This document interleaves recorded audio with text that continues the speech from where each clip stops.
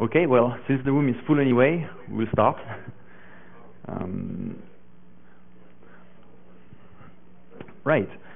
So first, short, shameless promo for Docker and containers. Containers in general and Docker in particular, but there are two other, well actually there are three sessions today other than this one about containers I think, but one of them is happening at the same time, so I didn't put it here because I was afraid of people leaving en masse the tutorial halfway, if it's particularly bad, I mean mine. So this afternoon there is a panel in the LA DevOps track where many people way more knowledgeable than me with debate about containers in production. There is also another talk about building minimal host for Docker containers, so that's more like a specific area for people who want to get some nice stuff about Docker. Tomorrow there are 3 talks about Docker, including mine, but it's at like 6 p.m., so I think that by that time everybody will be by the bar or in the hallway track, but who knows. And Sunday there is also a talk about Docker and containers. And I might have missed a few because you know when your browser does this thing, when you Control F for containers and Docker, and it tells you 3 matches, but you find only 2 in the page, it did that. Okay, so to give you some context, this is a tutorial that we do as part of a 2-day training course about Docker. You walk in, you don't know anything about Docker, except maybe that the logo is a cool blue whale, and that it's about containers, and you walk out, and normally you have like a black belt Docker guru. So obviously, since we have 3 hours instead of 2 days, there are some parts that I will completely skip over, like without remorse at all, and we won't delve into the really most advanced stuff. But basically, we will explain why Docker and what it's for, define what's a container, what's an image, what's a layer, and all those things. We will explain how to run containers, how to build container images, how to put your software in containers, and then we will see how far we can get as far as advanced topics are concerned. So that's the kind of overall plan for the course, but again, that's the full plan for the 2 days thing, so there are some things that we will skip. So first, very quick intro about Docker. At this point, we won't yet like run container images and stuff, but so I will try to go fast over this, but it's to give you some context if you don't know like what's the point of Docker and containers in the first place. So first, there is one boring slide about Docker Inc., founded like 5 years ago now. It used to be .cloud. We did platform as a service. We were competitors to folks like Heroku. And in 2013, we released Docker, and then we tried very hard to forget everything about .cloud because Docker was way cooler. So what does the company do? Well, we do the Docker engine, which is the open source part that we will interact with today when we will do Docker run, Docker this, Docker that. There is the Docker Hub, which is an online collection of containers and other services that make Docker more interesting. And then we sell support and services and training and kind of stuff. So first, why Docker in the first place? The whole idea is that over the last 15 years, the software industry has changed a lot. 15 years ago, you would pick one stack, one language, one database, like it would be Java and Oracle, or PHP and MySQL, or Python and Postgres, and so on and so on. And you would deploy on one server, you would deploy once, and the life cycle would be very slow. It's like you write spec, you implement the specs, you test, you go to production. That takes a lot of time. Things have changed a lot today. Today, our applications are made of many small parts. When you say, well, our stack uses some Node.js for the asynchronous thing notification, and also, but mostly it's Python, except a few background workers in Go, because Go is great for our specific thing. When you say that, people don't think that you're crazy anymore. It's more and more, it's increasingly normal to have various stacks with many components, and it's not a nightmare, except when it comes to deployment. Because instead of having like one stack deployed on one server, we have 1 million different stacks deployed on 1 million different servers. I have my Linux laptop, you have tons of OS X laptops. Some unfortunate people might have Windows or, God forbid, Lenovo laptops. And eventually, at some point, you want to put that on servers, and so physical machines, virtual machines in cloud A, B, or C. So the deployment becomes this kind of big nightmare where for each kind of cell in this table, you have a different deployment mechanism, and that sucks. So we make a parallel with the shipping industry 50 years ago, where we had tons of stuff that we wanted to ship, and we had tons of means to ship that, like ships, planes, trains, trucks. And the solution to that problem was to put all the goods in a big steel box, and then have people move that box. As the person sending goods across the world, I just put that in that box, and then I give the box to someone, and I tell them, bring that to Hong Kong or Paris or wherever, and they do it. And they don't care about what's in the box. They just move the box. And once the box arrives, I don't care where it went through, where it was stored, and how it was moved. I just open the box and get my stuff. We want to do the same thing with software. We want to be able to put software in a box, and then you move that box around, and it just works. And as the person operating stuff, so as the person that gets the box with the software, I just want to put that on my servers, push a button, and I want that thing to work without having to worry about what's exactly in the box. Lucky for us, that box exists. That's also called a container, coincidence, and it's becoming kind of increasingly trendy because people are kind of seeing the point of that. So the high-level roadmap of Docker in particular and containers in general was, well, first, people saw containers as lightweight VMs. Then the next step is to make containers super easy to use, like to democratize containers, then find efficient ways to move them around, and then make them part of the development lifecycle. So containers as lightweight VMs, that was basically the theme of my talk 2 years ago at SCaLE. So to give you kind of idea of the timeline of those things, say, okay, we have containers, they are lightweight VMs. People in the hosting industry and in people writing PaaS saw this pretty early. But back then, containers were hard to use. You had to be like a very skilled sysadmin and spend a lot of time on that to run your containers. So the second step was to make containers ridiculously easy to use. Because one of the things people say about Docker is, well, this is just a new fad. Containers have been around for years. I've been doing jails or zones or on BSD and Solaris for a decade, so give me a break with those containers things. Well, I have some news. Containers have been around for almost 50 years. If you go back like to IBM LPAR, that's containerization on mainframes. So no, containers are not new. The new thing is that anybody can use them, including developers, which is not to say that developers are unskilled people or anything, but it's just a different job. As a developer, you shouldn't have to know about the specific parameters of the BetterFS command line tools to create a recursive snapshot, or the difference between a zvol and just a plain sparse file sitting on a ZFS file system, and that kind of stuff, because that's the kind of stuff that we have to use to make containers really great. So that's the whole point. Make containers easy to use and standard.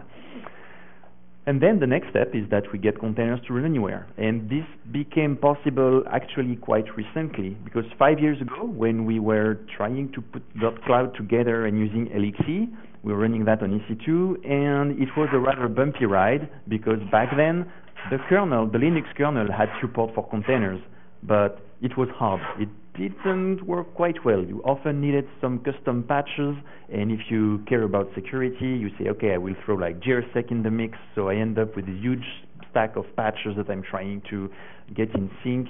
It's hard. Today, you can go to any kind of cloud provider, get their latest Debian, Ubuntu, Fedora, CentOS, get into whatever distro you want, and it will be recent enough to run containers easily with a relatively low number of bugs. So the following step is, okay, let's move those containers efficiently, and this is also made possible by recent improvements in copy and write systems. That's things like AUFS and very recently OverlayFS, BetterFS, the device mapper thing snapshots. Sorry if those sound like I'm kind of name dropping, but those things, even if they also have been around for a while, they matured a lot recently, and they made it possible to use containers less dangerously, I would say. And the last step, and that's where we are today, is to make containers part of our workflow. So basically, I'm a developer. I code in a container, kind of the output of my build. It's not like a tarball or a jar or a gem or an egg or whatever you have in your favorite language, but it's a container image, and that container image, the very same container image will go from my development laptop to the development laptop of my coworkers in my team, and then that same container will go to the QA and testing teams, and once they are happy with that container, the same one, still like unchanged, the very same, will go to production. So that way I can escape dependency hell. I don't have to care anymore if I'm using Debian, but our production is on CentOS and we don't have exactly the same libraries and everything. That's what we try to avoid with containers. No more dependency issues and things like that. So now let's talk about Docker, and in less than a minute we should be starting our very first containers. Docker is built in multiple parts. There is, when you have what we call a Docker machine or a Docker host or your Docker server, it means that you have a Linux machine, there is Docker installed on it, and it's running. It's a service exposing an API. And then when we will run Docker commands like Docker run this, Docker ps that, Docker kill, Docker whatever, we actually create an API request that we send to this service, which means that all the stuff that we do here, we can also do that in a kind of decoupled manner, like I have my Docker machine here, my client elsewhere, and I can send Docker commands across. It also means that I can write a program in virtually any language and use one of the many Docker API client libraries to talk to a large number of Docker hosts to orchestrate them. And that's what many people did. We have a ton of tools like web front ends, orchestration systems, and so on and so forth to manage large number of Docker hosts. The last component in the Docker picture is the registry.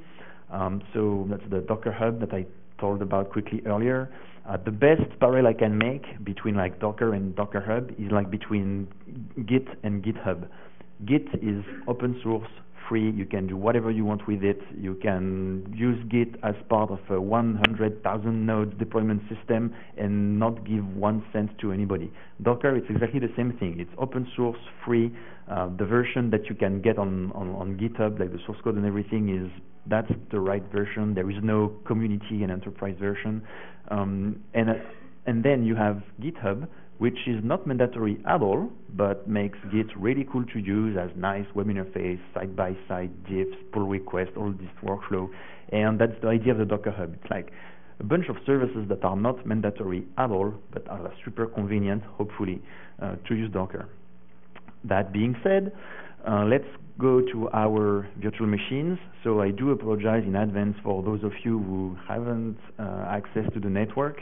I hope you will be able to follow one way or another. All the examples here will show the commands we have to run and the expected output, so you shouldn't lose too much, but the whole idea was to get you to try those commands by yourself as well. So you have a little sheet of paper like that normally. If you don't, feel free to try to walk on people and come here to get one, or raise your hand and someone will give you one magically falling from the ceiling. You can log in on those VMs with SSH, and on those VMs, Docker is pre-installed. Okay, so that's how to connect. If you're on Windows, you can use PuTTY, but I'm pretty sure you know that already. The first thing that we will do is not to run a container, because I'm saving that for in 2 minutes from now. The first thing we will do is to check the version of Docker that comes with your virtual machine by just typing Docker version in your virtual machine. And normally you should see version 1.5, because those slides have been reworked when it was still 1.4, and since then we released 1.5 like last week. So if you could try that and like raise one hand if it works and raise both hands and wave them if it doesn't, or something like that. Okay, I don't see waving hands, so great, thanks. Just for information, those VMs will stay up and running until like tonight after my last beer. So that gives you some time to. And generally, if I had too much beers, I forget to shut down the VMs, and then it will be tomorrow after breakfast. So, so you feel free, like during the day, like to continue to play along. So there is a chapter about Docker installation, but we don't really need to cover that because we already have Docker installed. The only thing I want to say is that if you want to play with Docker on your own machines, if you are on Linux, we have packages for virtually every distribution. And if you're not on Linux, or if you don't want to install that directly on your machine, there is something called boot to Docker. It's a tiny VM image. It's like 25 megs, so it's something which is reasonable to download even on conference Wi-Fi. And it's a fully functional Docker install. It works on VirtualBox, on KVM, on VMware, on Parallels. You can also like put that on a CD or a USB stick or a flash drive and boot a physical machine with it. So it's like you go anywhere and you have your Docker environment. All right, we can skip that and get to the serious things, our first containers. So here we will just start a couple of really, really simple containers to see what happens. So the hello world of containers is this. So it's Docker run, busybox, echo, hello world, and normally the outcome should be hello world.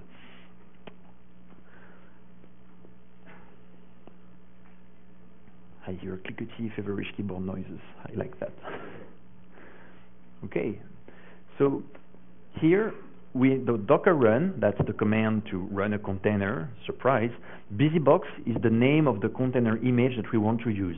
The busybox image, if you haven't heard about busybox, it's not specific to Docker at all. It's something that comes from the embedded world. When you have not a lot of storage space, like a few megs, busybox is an all-in-one like Swiss Army knife that contains pretty much all the commands, that the basic Unix commands that you need. Like it contains ls and a shell and ps and ifconfig and all that stuff. So that's when we went on the quest for the smallest container image ever, busybox was the obvious candidate to do that.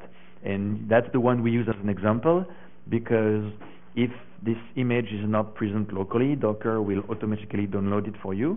And we don't want the first experience with Docker being, please wait while I download this 200 megabyte space image. In busybox image is like 2.5 megs, so again it's like reasonable enough. Even on crappy Wi-Fi, and then it works. Okay, and so what happened is that we created a container, we ran echo hello world in this container, and then the container is gone, like it's over. So let's run a more useful container now.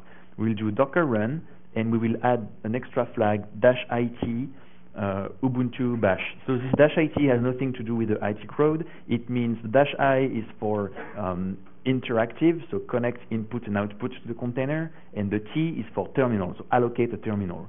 And they are very often used together when we want to have a container that we can interact with. So when we do that, we create a container based on the Ubuntu image this time, and we run a shell in it. And the line that we see just under there says like root at some ID. And so root is the user inside the container, and the ID is the host name of the container. If you run that command like multiple times, each time you will get a different ID. And you are now in a brand new, as if freshly installed Ubuntu system.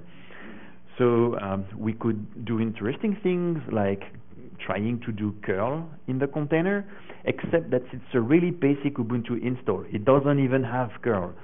If we do like a little example here, like you can do dpkg-l pipe wc-l to check how many packages are installed into this image, and the point is to compare that to the virtual machine that you connected to and see that the package numbers are different. The point is to show that your container is completely isolated from the host. You could be running this tutorial on an Ubuntu, CentOS, Gentoo, boot to Docker machine. It doesn't matter. Inside the container, you get the very same Ubuntu, the same for everybody, whatever the host is. So it's a container, so it's almost like a VM. And to see that, let's install curl inside that container. So we do apt-get update and then apt-get install curl.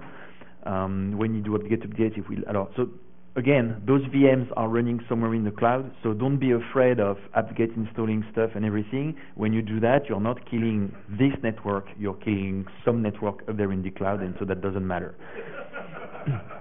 So apt-get update, that refreshes the list of packages. I'm pretty sure that at least half of you are familiar with Debian and Ubuntu, but I'm willing to believe that some of you might prefer other distros, so I will explain those commands. And apt-get install, that's the equivalent of yum install or maybe emerge on Gentoo, I don't know.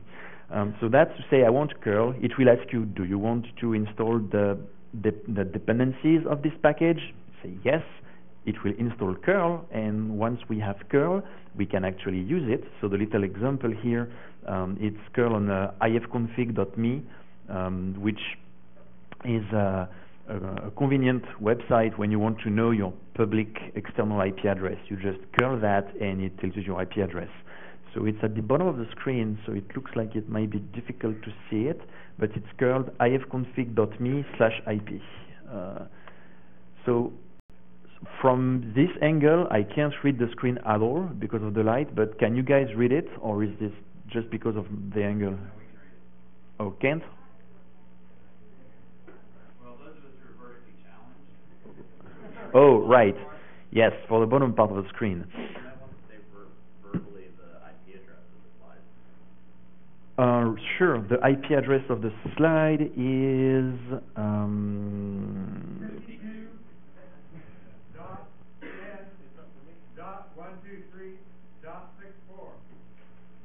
Did that work?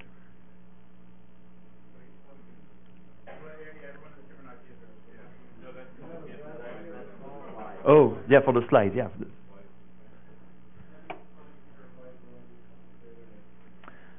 Actually, I have the yeah, that's the address for the slide normally. 52.10.123.64.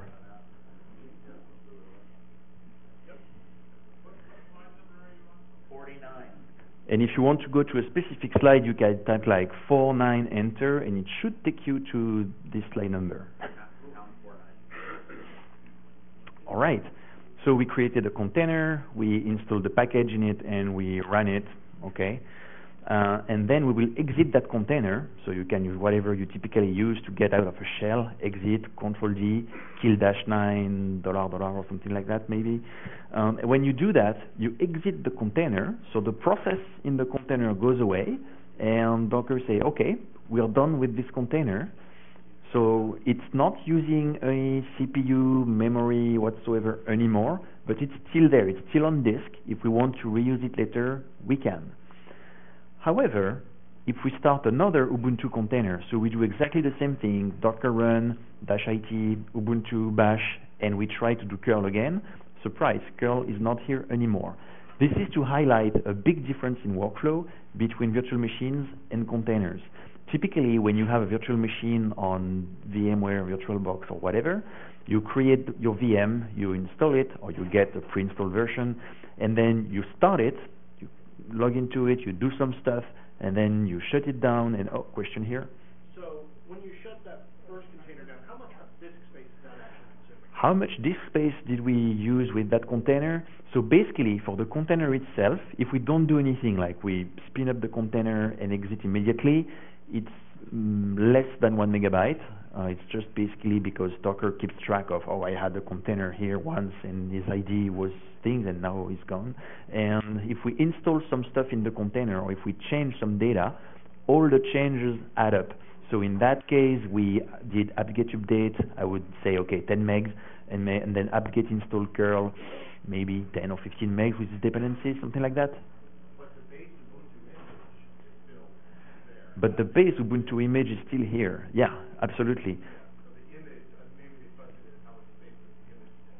How? That was, he actually answered what I was wondering. Yeah, if you're wondering, like, yeah. What kind of space is consuming? If you're wondering about the size of that Ubuntu image, we can also check that. Like, we will see that at some point. So difference in workflow. With VMs, I start my VM, I do stuff, I shut down this VM, and it's here for me when I come back later and I start to work again on this project. With containers, each time I do Docker run, I'm creating a brand new fresh container. So it doesn't mean that my changes are lost, but it means that we are trying to go with a different workflow, which is more like this cloud workflow when we can bring up VMs with an API call and then we do stuff in them, and when we're done we throw them away. Maybe you've heard about this pets versus cattle thing, where we used to have servers and we would give them like fancy names like Dragon Ball Z characters or whatever, and then at some point people say, well, this is bad because we end up with each server having its own little moody quirks and everything. This is bad. So instead we need cattle. We need servers with a number, and all servers are the same, and if a server starts to misbehave or anything, we shut it down, we bring a new one. And it's easier to do that with cattle than with pets because we generally don't like to get rid of our pets.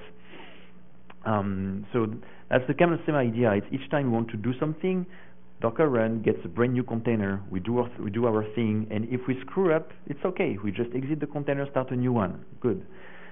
Right. However, you might say, okay, but what if I always need curl in my containers? Will I have to install it every one? Of course not. We will see how in the next chapter, but first we will run background containers. So a container that is not interactive, it's something like that's meant to be a service running in the background, like a daemon. So for this example, we'll do Docker run. So that time we don't need the -it flags. So jpetazzo/clock. So jpetazzo, that's me, and /clock. So it's an image, a container image that I made, and then that I uploaded to the Docker Hub. And when you do that, Docker will automatically pull this image from the Docker Hub. Because you do Docker run jpetazzo clock or Docker run blah blah blah. You say, well, I don't have that locally, so I will do a lookup on the hub to see if that thing exists. A little bit like when you do pip install something or gem install or npm install and so on and so on. It will look up in a server somewhere to download what you want to install or run. So here it will download that container image. The download should be pretty quick because I was careful to make a really small image because I didn't want people to kind of twiddle for 5 minutes during the download.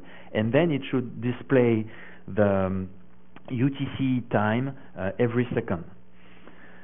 And when you are fed up with seeing that time displayed every second, you can stop it with Control-C. Right. So that was our first non-interactive container. It's not a very useful service, but that's a start. So now let's run this in the background. So we will introduce a new Docker run flag, -d, that stands for daemon or detached or and so Docker run -d jpetazzo/clock. So when you do that, you will notice a few things. First, now we don't see the time displayed every second. Then instead we see the ID of the container, so that will be a very long hex string like that. And last but not least, the container was not downloaded again. The Docker downloads container images only when necessary. All right. So we might wonder, how do I see the output of this container? Well, we'll introduce a couple of new commands. So first, Docker ps. The same way that ps tells you the processes running on your Unix machine, Docker ps tells you about the running containers on your Docker host. So you will see a container ID, you will see the image used to run it, and I scrubbed the other columns because we don't care about them so much right now, but it also tells you when the container was created and its current state. So now it's up and running. But, oh yeah, a couple of interesting PS flags. Docker ps-l, like last, will show you the status only for the last container that you started. So if you have like 100 containers running on your machine, and you're just interested into the state of the one that you just started right now, Docker ps-l will be useful for that. and docker ps-q, like quiet or quick, will show you only container IDs, not the full details. And you can combine both if you want with docker ps-ql to just get the ID of the last container that you started. Alright, so how do we see the logs of this container? Surprise, there is a command docker logs, and the ID of your container is a very long string, but if you don't even want to touch the mouse to make a copy paste, and if you don't want to type the 30-something characters of the container ID, you can just use the first characters of this ID to reference the container, and Docker will figure it out. So if your container ID is 1, 2, 3, 4, 5, 6, 7, 9, ABCD something, you can do docker logs 1, 2, 3, and that will work. So since I spoke for like maybe a couple of minutes, when you will do that, if you have started the container 2 minutes ago, you will see like 100 lines with the time every second. So since this is very verbose, we have an interesting option for docker logs. You can docker logs --tail and then a number of lines, and then you only get those last lines, like with the tail command. And well, one thing that we love with tail is this -f option. You know, when you have a log file, you do tail -f, and it follows the log file, so each time there is new stuff in the log file, you see it in almost real time. Well, the same way we have the --follow option for docker logs. So a useful command is docker logs --tail1 --follow, and then a container ID. That will show you like the last log line in this container and all future log lines. Okay. Now we want to stop that container. So there are two ways to stop a container. If we don't count ways like if it's a server, you send it an API request or whatever, and it kills itself. But here, like from outside, from the Docker machine, we can do docker kill or docker stop. So we use like the generic ideas of Unix sysadmin here. It's like we have the gentle way, we ask to the container nicely, please stop. And after 10 seconds, if it didn't, we force it to terminate. And we can also kill it immediately using the kill signal. So here, you can do docker kill and give the container ID. And that will echo back the ID to say, yeah, I killed this container. And now if you do docker ps again, normally the container should be gone.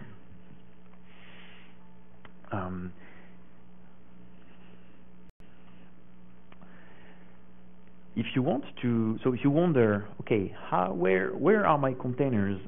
What's going on with them, and how can I see containers that used to be running in the past? We have that.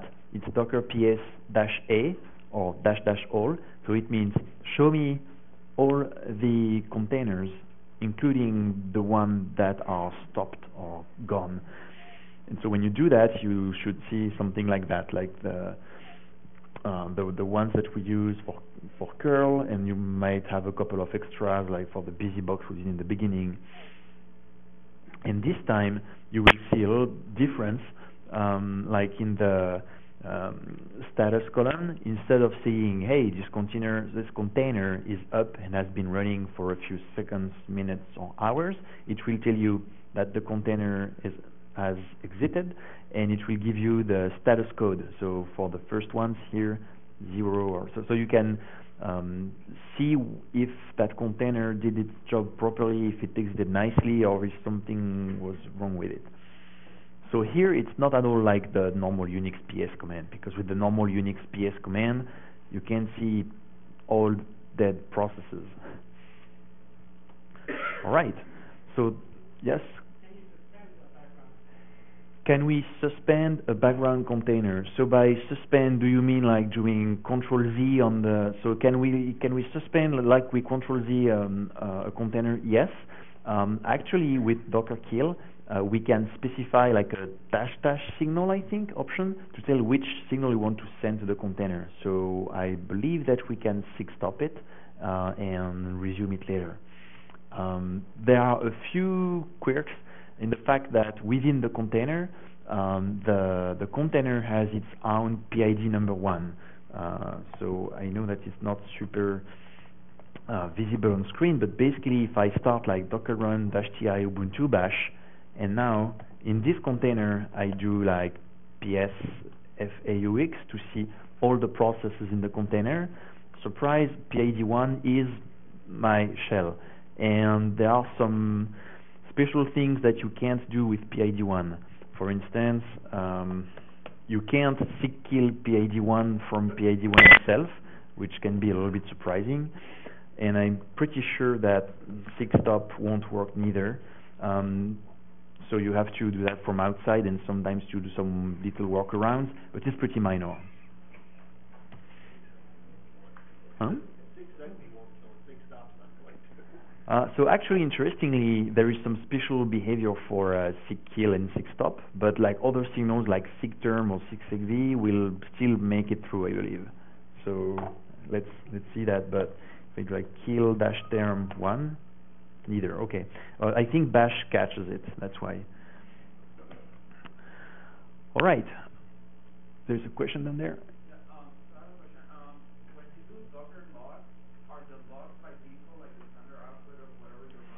What do I see when I do Docker log? Is that the standard output of the container? So Docker will capture the standard output and standard error, and it will keep them separately. So I think you have options to ask to Docker logs, I want to see only std out or std error. Whoops. Help. Okay, not for Docker logs, but I think it's for maybe Docker attach. Yeah, well, under the hood, when you do Docker attach, I'm not sure for Docker logs, but you can get the two streams separately if you need to. All right, let's talk a little bit about Docker images, explain like what's the difference between containers and images, what images are made from, and see a couple of commands related to images. So first, technically, what is a container image? Well, technically, it's just a collection of files that make up for the root file system of the container and some extra metadata, like giving some extra information. But basically, like the core of an image is just the root file system of the container. However, images are broken down in layers. Each layer is actually a bunch of files, and you can add more layers, and each layer can add, remove, or change existing files. So you can compare that to like a code repository, and you have like the state of the repo at some point. That's an image, and then you add layers. Layers are commits, and so each time you add commits, the result is still a valid repository with a bunch of files in a given state. So with container images, that's the same thing.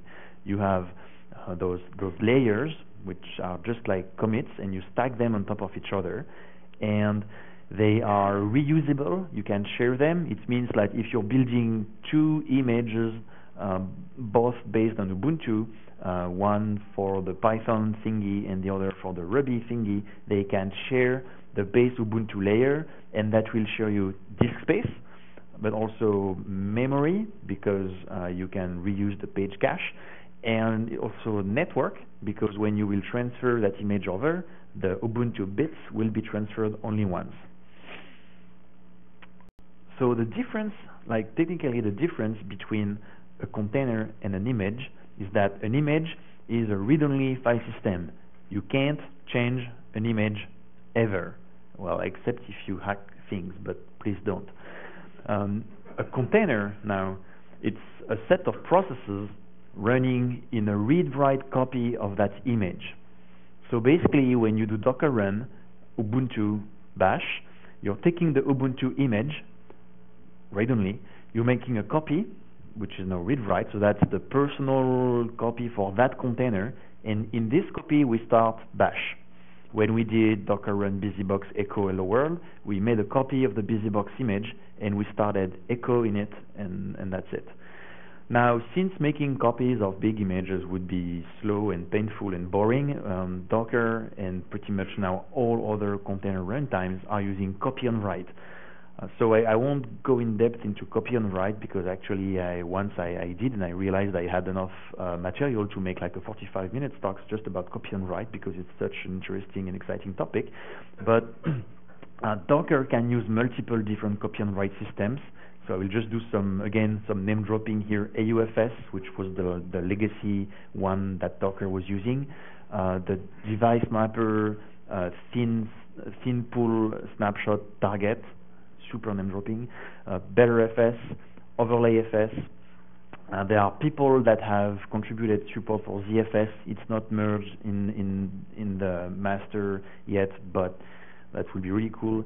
And there is also a special backend for Docker called VFS, where instead of doing copy and write, we do copy on copy, which is we actually make a full copy of the image when we start a container. Yes. How can you?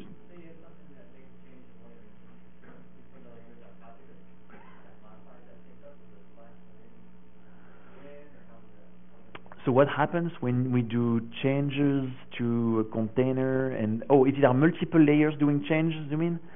So basically it's last write wins kind of. It's a little bit like it's a little bit different from code commits because code commits are often thought like contextual diffs. It's like plus those lines, minus those lines. So if you change the order, most likely they won't work anymore at all. With Docker layers, technically it's just files, which means that if you have a 100 megabytes file and you need to change it even a very little bit, it will be copied in full in the next layer. So if you work with code diffs and you have like I don't know, let's say a list of all the people in the state of California, and then you do diffs again that when there are new people coming or leaving, then each diff can be pretty small even if the list is huge.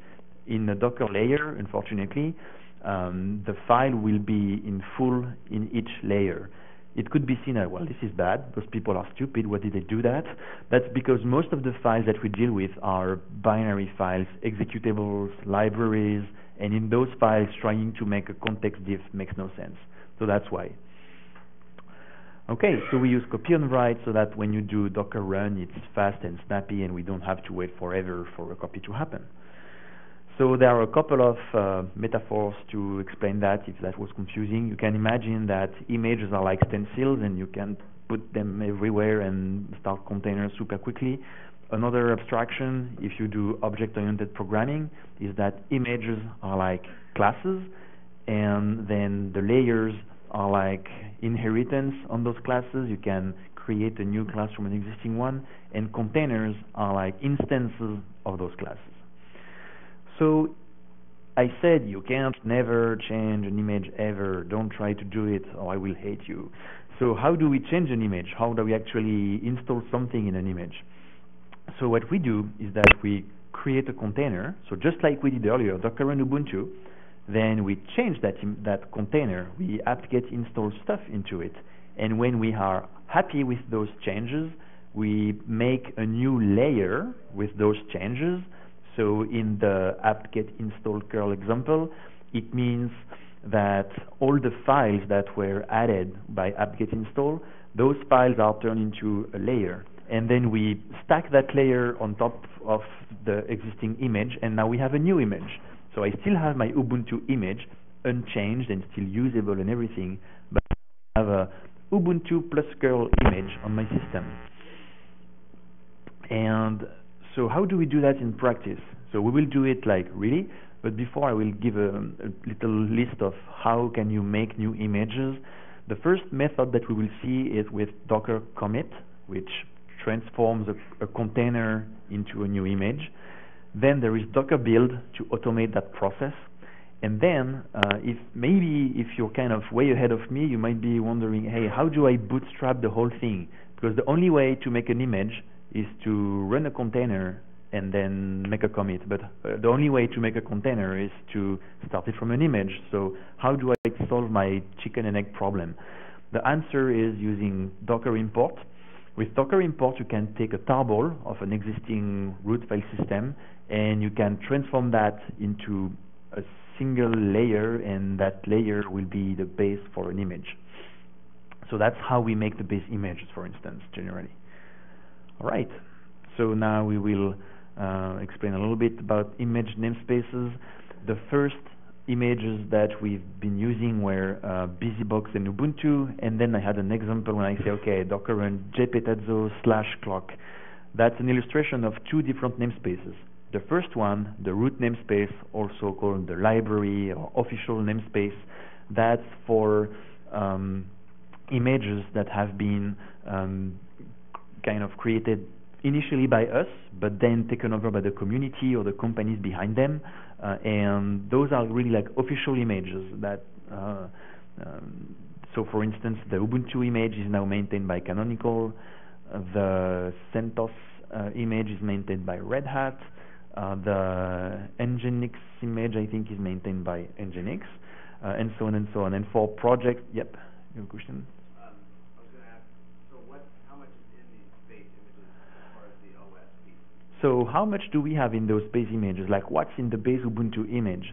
So it's kind of, so it's up to whoever maintains them. So initially what we did, because initially Canonical and Red Hat and everybody else didn't give about Docker, and so we had to make those images ourselves. So we decided to make a kind of what seemed to be good according to us, like, okay, let's put a bunch of packages, but not too much, because we don't want people to wait forever while it downloads, but let's still put some useful stuff. And when the distros took over, when Docker started to become a thing, and they say, well, that's nice, but we would like the Ubuntu of like Docker to be the same as the Ubuntu that you get when you spin up an EC2 or DigitalOcean instance or something like that. And so basically it's completely up to them. And for instance, for Ubuntu, I believe that they use the Ubuntu Cloud Images.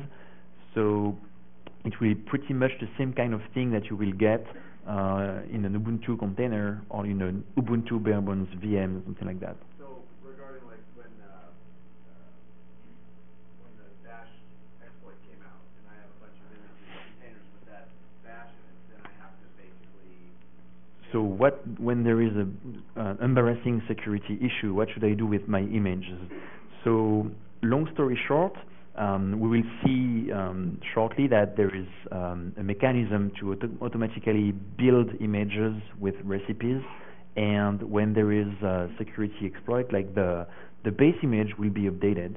So there will be an announcement like, okay, update your base images, and by the way, rebuild your other images. And thanks to this recipe thing, it will be pretty easy to do. Basically, it boils down to using Docker pull, which is the command to force an update of an image. So you force the update of your Ubuntu image, and then you rebuild with a Docker build, and that will rebuild your image that depends on this Ubuntu image. And Docker will be smart enough to see, okay, you are asking me to rebuild, and the base has changed, so I will do a full rebuild instead of an incremental one. Yes? So when I do the full rebuild, do I have to download everything over again? Yes and no. So basically, the rebuild itself, not necessarily. If I do some apt-get install Java and I pull down like 500 megs of packages, then they will be pulled again. However, the base image itself, that's when I do Docker pull Ubuntu. Then I download a new version of Ubuntu, and here each distro can have its own policy. Like what we did, since the image was rather small, is that we decided that when there is an update, we just make a new one, so you download it again. However, distros can also decide when there is a security update, instead of completely replacing that, let's say, 150 megs image, I will add a layer on top of it with just the security fixes. And so when you pull it, it will just pull that extra layer. So both ways can work. There is a very difficult balance to find between I'm working on some server online, and so I really don't care if I'm downloading 100 megs, it's okay, there are fast links and everything, and I'm doing that locally, and obviously I don't want to download 200 megs every morning because that would suck. So right now we tend to be on the side of download too many things, but only for big security updates. which means that if you're running locally on your laptop, all security updates are not equally important, I would say, because most likely nobody from the outside world can connect to your laptop, and even if they can, they will just get access to the container running the dev version of your web app, so that shouldn't be a huge issue. And if it is, then you can download the security update. So it's kind of trade-off between both. The same way that, like, when there is shell shock or something like that, of course, when you run Linux, you update your system like at once. However, you don't have to update your dev VMs immediately because it's less critical. The impact is much less important. Does that make sense? Or okay. All right. So the root namespace. Then we have the user namespace. So basically, anybody can go to the Docker Hub and create an account, and then have images under that account. You can make container images with anything you like and put that to the Docker Hub, and then other people can do docker run joe/mywebapp and download and run your code. And then there are some people who say, well, I don't want to give my container images, my code, my binaries to the people operating the Docker Hub for compliance reasons or whatever. I once had a talk with the fine folks at NASA JPL in Pasadena, not far from here, and they told us, yeah, this Docker Hub thing is a big deal for us because basically if we push the wrong code, we go to jail. Because we send stuff up in space, and when you can send stuff up in space, it means you can do missiles that go from one continent to the other, and that's a pretty big deal. So we are just not allowed to push code out there.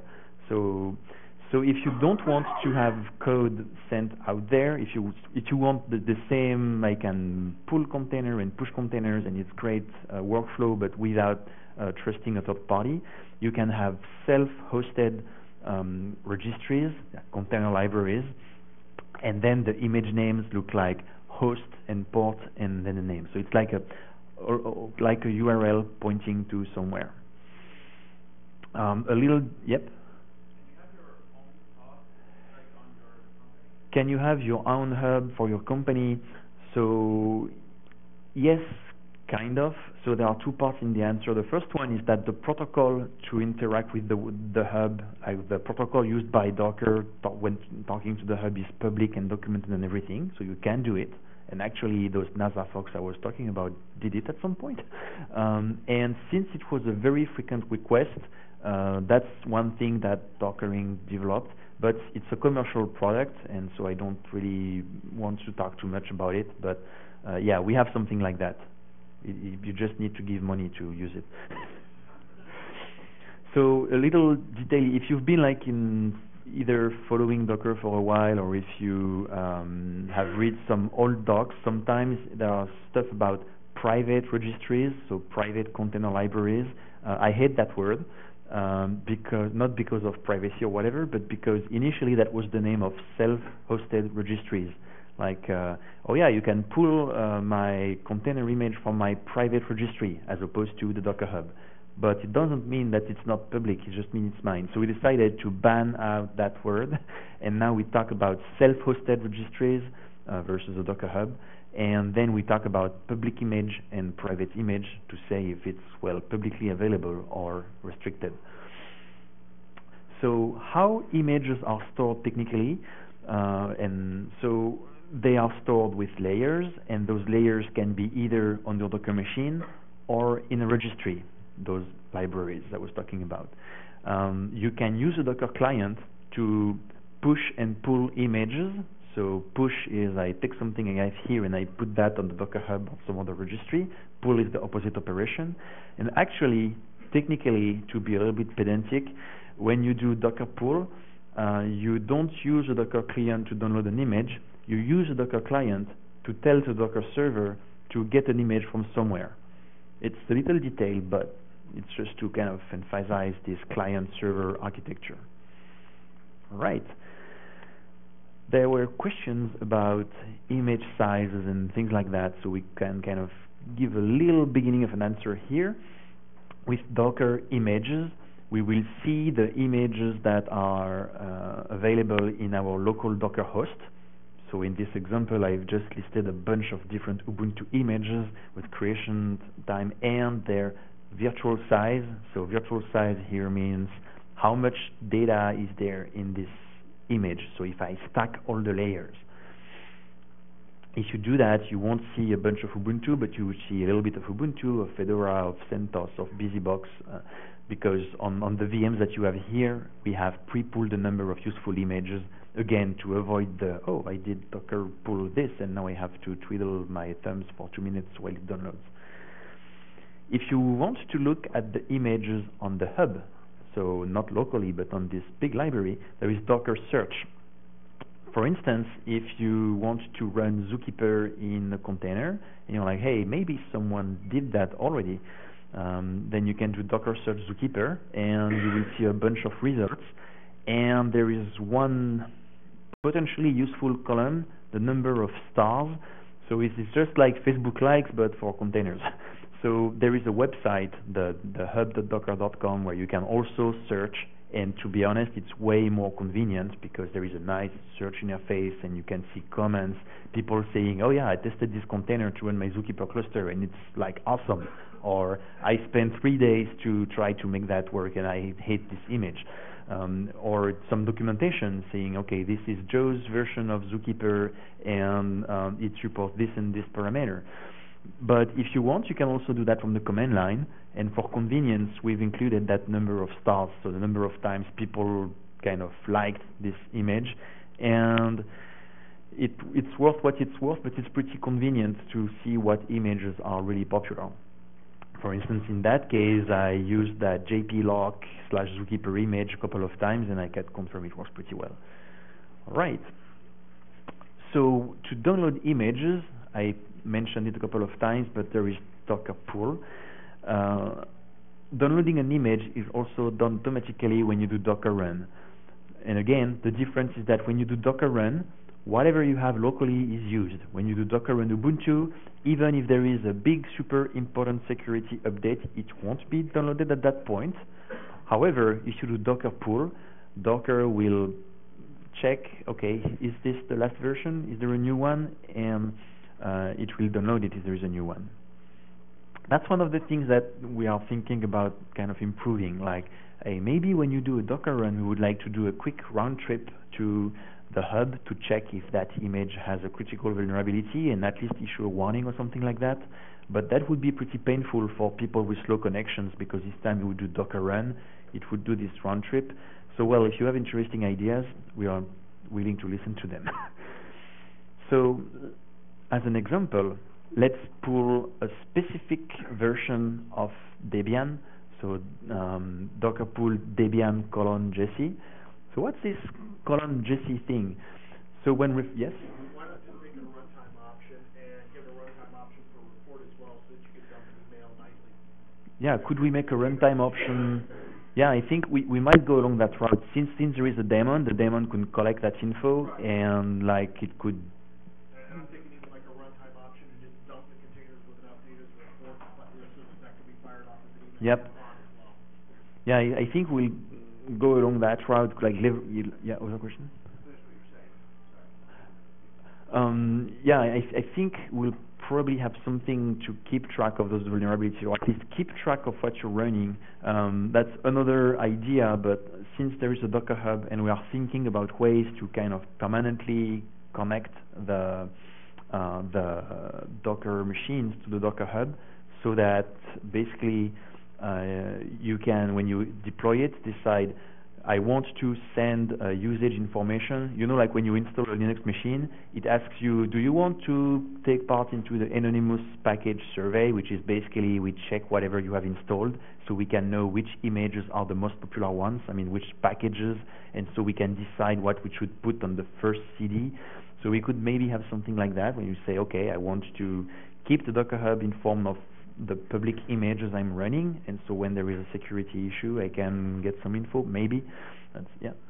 Is there like a, it seems very redundant to, in an abstract sort of way, very redundant to what they do with like satellite servers, Red Hat?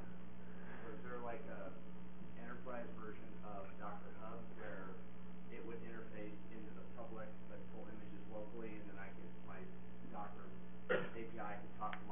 Right. So the question is, this sounds very redundant to Red Hat Satellite, is that the name of the thing? And I think the Ubuntu equivalent might be Landscape or something like that. So how can we maybe avoid that redundancy? And yes, it's one of the things we are thinking of is to have that in the hosted version of the hub, either self-hosted or hosted by Docker Inc., and have a way for the Docker machines to interact with that. But it's very roadmappy for now. So, but yeah. So yeah, here we do Docker pull Debian Jesse. So we're introducing image tags. So when I have the Debian image, actually it's a collection of images. There is the latest one, but there is also all the past ones if I want to use them. The same way when I run Ubuntu, I can do Docker run Ubuntu, and it will take whatever is the latest one. Or I can do Docker run Ubuntu :14.04 to get the last LTS release. Or if I have some older stuff and I want to check if it still works with the previous LTS version, I can do Docker run Ubuntu :12.04. All right. Yeah. How do you see what tags are available? That's an excellent question. I don't know if we can do it from the command line. However, if you go to the Docker Hub and you look for Debian, it will send you to like the Debian image page, and there you will see all the available tags. For instance, so here I'm cheating because I know the URLs, but it's hub.docker.com/u/library/Debian.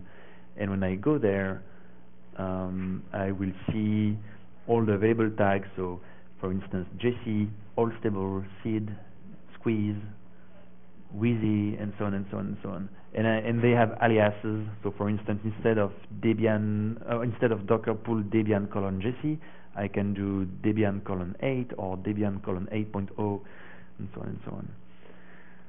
Okay. So we talked about images and layers. I hope images are now a little bit more clear. Okay, we are 1/3 into this tutorial. Things are going smoothly. So now we will build our own images.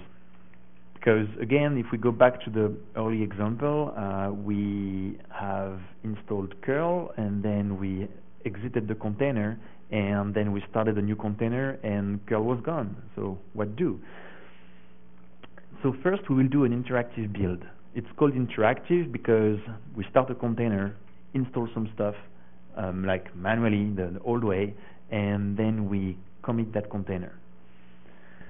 So here in this example, we will use wget instead of curl. I switched on purpose because if for instance you have some medical condition that forbids you from interacting with Debian or Ubuntu, you can follow one with Fedora or CentOS. That's fine. So, and as it happens, Fedora and CentOS decided to ship with curl. So that would have completely defeated my example. But neither of Debian, Ubuntu, CentOS, or Fedora ship with wget. So we can use wget as an example. So this is how we will do it. Yeah. So first we start our Ubuntu, or feel free to mentally set -i s/ubuntu/fedora if you will, container.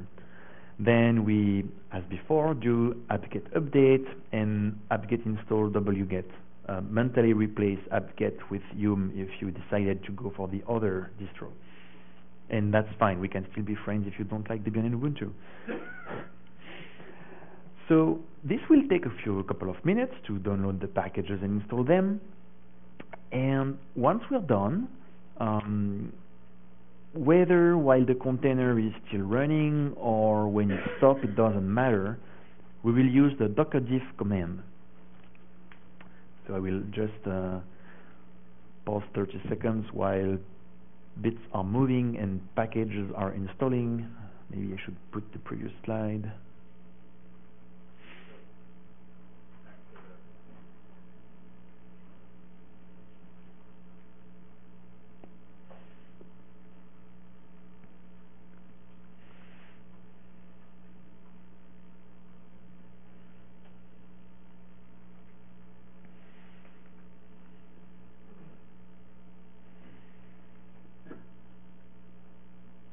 So wget is installing smoothly. What if your diff shows nothing? What if the diff shows nothing? That's weird. It should. So basically, if I do it here,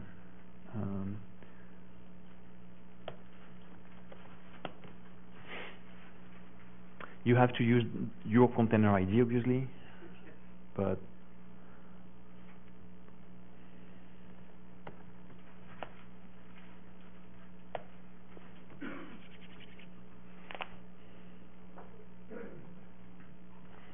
all right. So my container ID is AECE. So now I do docker diff AECE, and I see a bunch of files like that.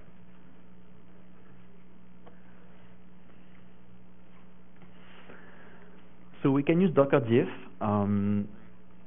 It's a nice feature. To be honest, I rarely use it, but it's nice if you are using those installers, like mysterious, supposedly magic installers that tell you download that shell script and run it, and trust us, magic will happen, your software will be installed.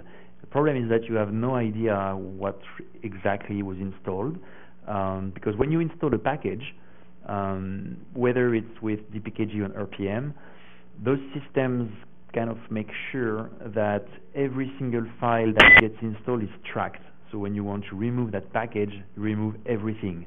Well, except if the package kind of plays tricks on you, and during the post-install script it creates more stuff somewhere, but packages shouldn't do that. That's bad.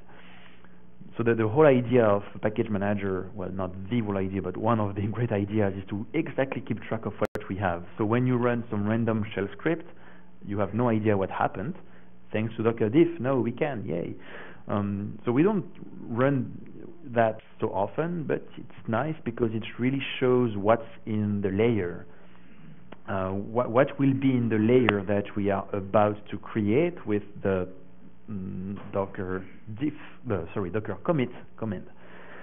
So we kept the source code wording and language here. Yeah. Is this show the last layer? Docker diff will just show the difference between the image and the container. So that's the topmost layer, which is currently in read-write mode. And now, when we will use Docker commit, we will take that layer, which is currently read-write, and we will make it read-only to make a new image. To be more accurate, we don't freeze it. We take that layer and we make a copy of it. The difference is subtle, but I don't like to say we freeze the layer, because you could think, okay, once I've done that, I can't change my container anymore. Well, yes, you can, because we haven't frozen that layer, we just made a copy of it. So you can still change stuff in your container if you want. So we do Docker commit, we put the ID of the container, and Docker will copy that layer, make a new image, and give us the ID of the new image. And now if you do docker run -it this ID and bash, again, if you don't want to copy paste and if you are lazy, you can just type the first few characters of the image ID. And now wget is installed. Great. Since it's pretty annoying to have to type like random image IDs and things like that, we can tag our images with a nice name. So for instance, docker tag the ID of the image that we just got, or just these first few characters, my distro. And since we expect most people to do to give a tag just after making a build, instead of forcing you to have to do docker commit and then docker tag, there is an extra option to docker commit. So you can do docker commit, the ID of the container, and the tag name that you want. A little detail is that if that tag already exists, it's fine. You are just moving the tag to the new image, and the old image still exists. It's not removed, it's not deleted, it's still lying around, except that the tag doesn't point to it. This means that if you say, well, the Ubuntu image that ships with Docker is just a huge pile of crap, it doesn't even have curl, seriously, and then if you want, you can Docker run the base Ubuntu image, install curl, and then you can Docker commit and name it Ubuntu. So from now on, each time you do Docker run Ubuntu, instead of having the Docker basic Ubuntu image, there will be your custom Ubuntu image. You can, but should you? Maybe not, because basically all the scripts, all the other things on your system that will assume that the Ubuntu image is like this basic, common, well-known Ubuntu image, will see their expectations broken, because now it's the Ubuntu image with a little something on top. So if you want to do your custom Ubuntu because you think that the Docker-based Ubuntu image sucks, do it, but name it slightly differently to make sure that you don't confuse everything else. Okay, so we have built an image manually, done it, that's great. However, that was a manual process, and one of the untold rules of DevOps is that manual process is bad, because if it's a simple thing like that, well, okay, that's fine. But if it's a more complex thing, like, okay, to install this program, you need to git clone that repo, and then pip install this and that, and then compile the CSSs with SAS or whatever, and then this and this, and oops, I forgot the package, so you go back and everything. If you need to do that manually each time you build a new version of your software, that will be time-consuming and boring and error-prone. So we want to automate, and to automate, we came up with something called a Docker file.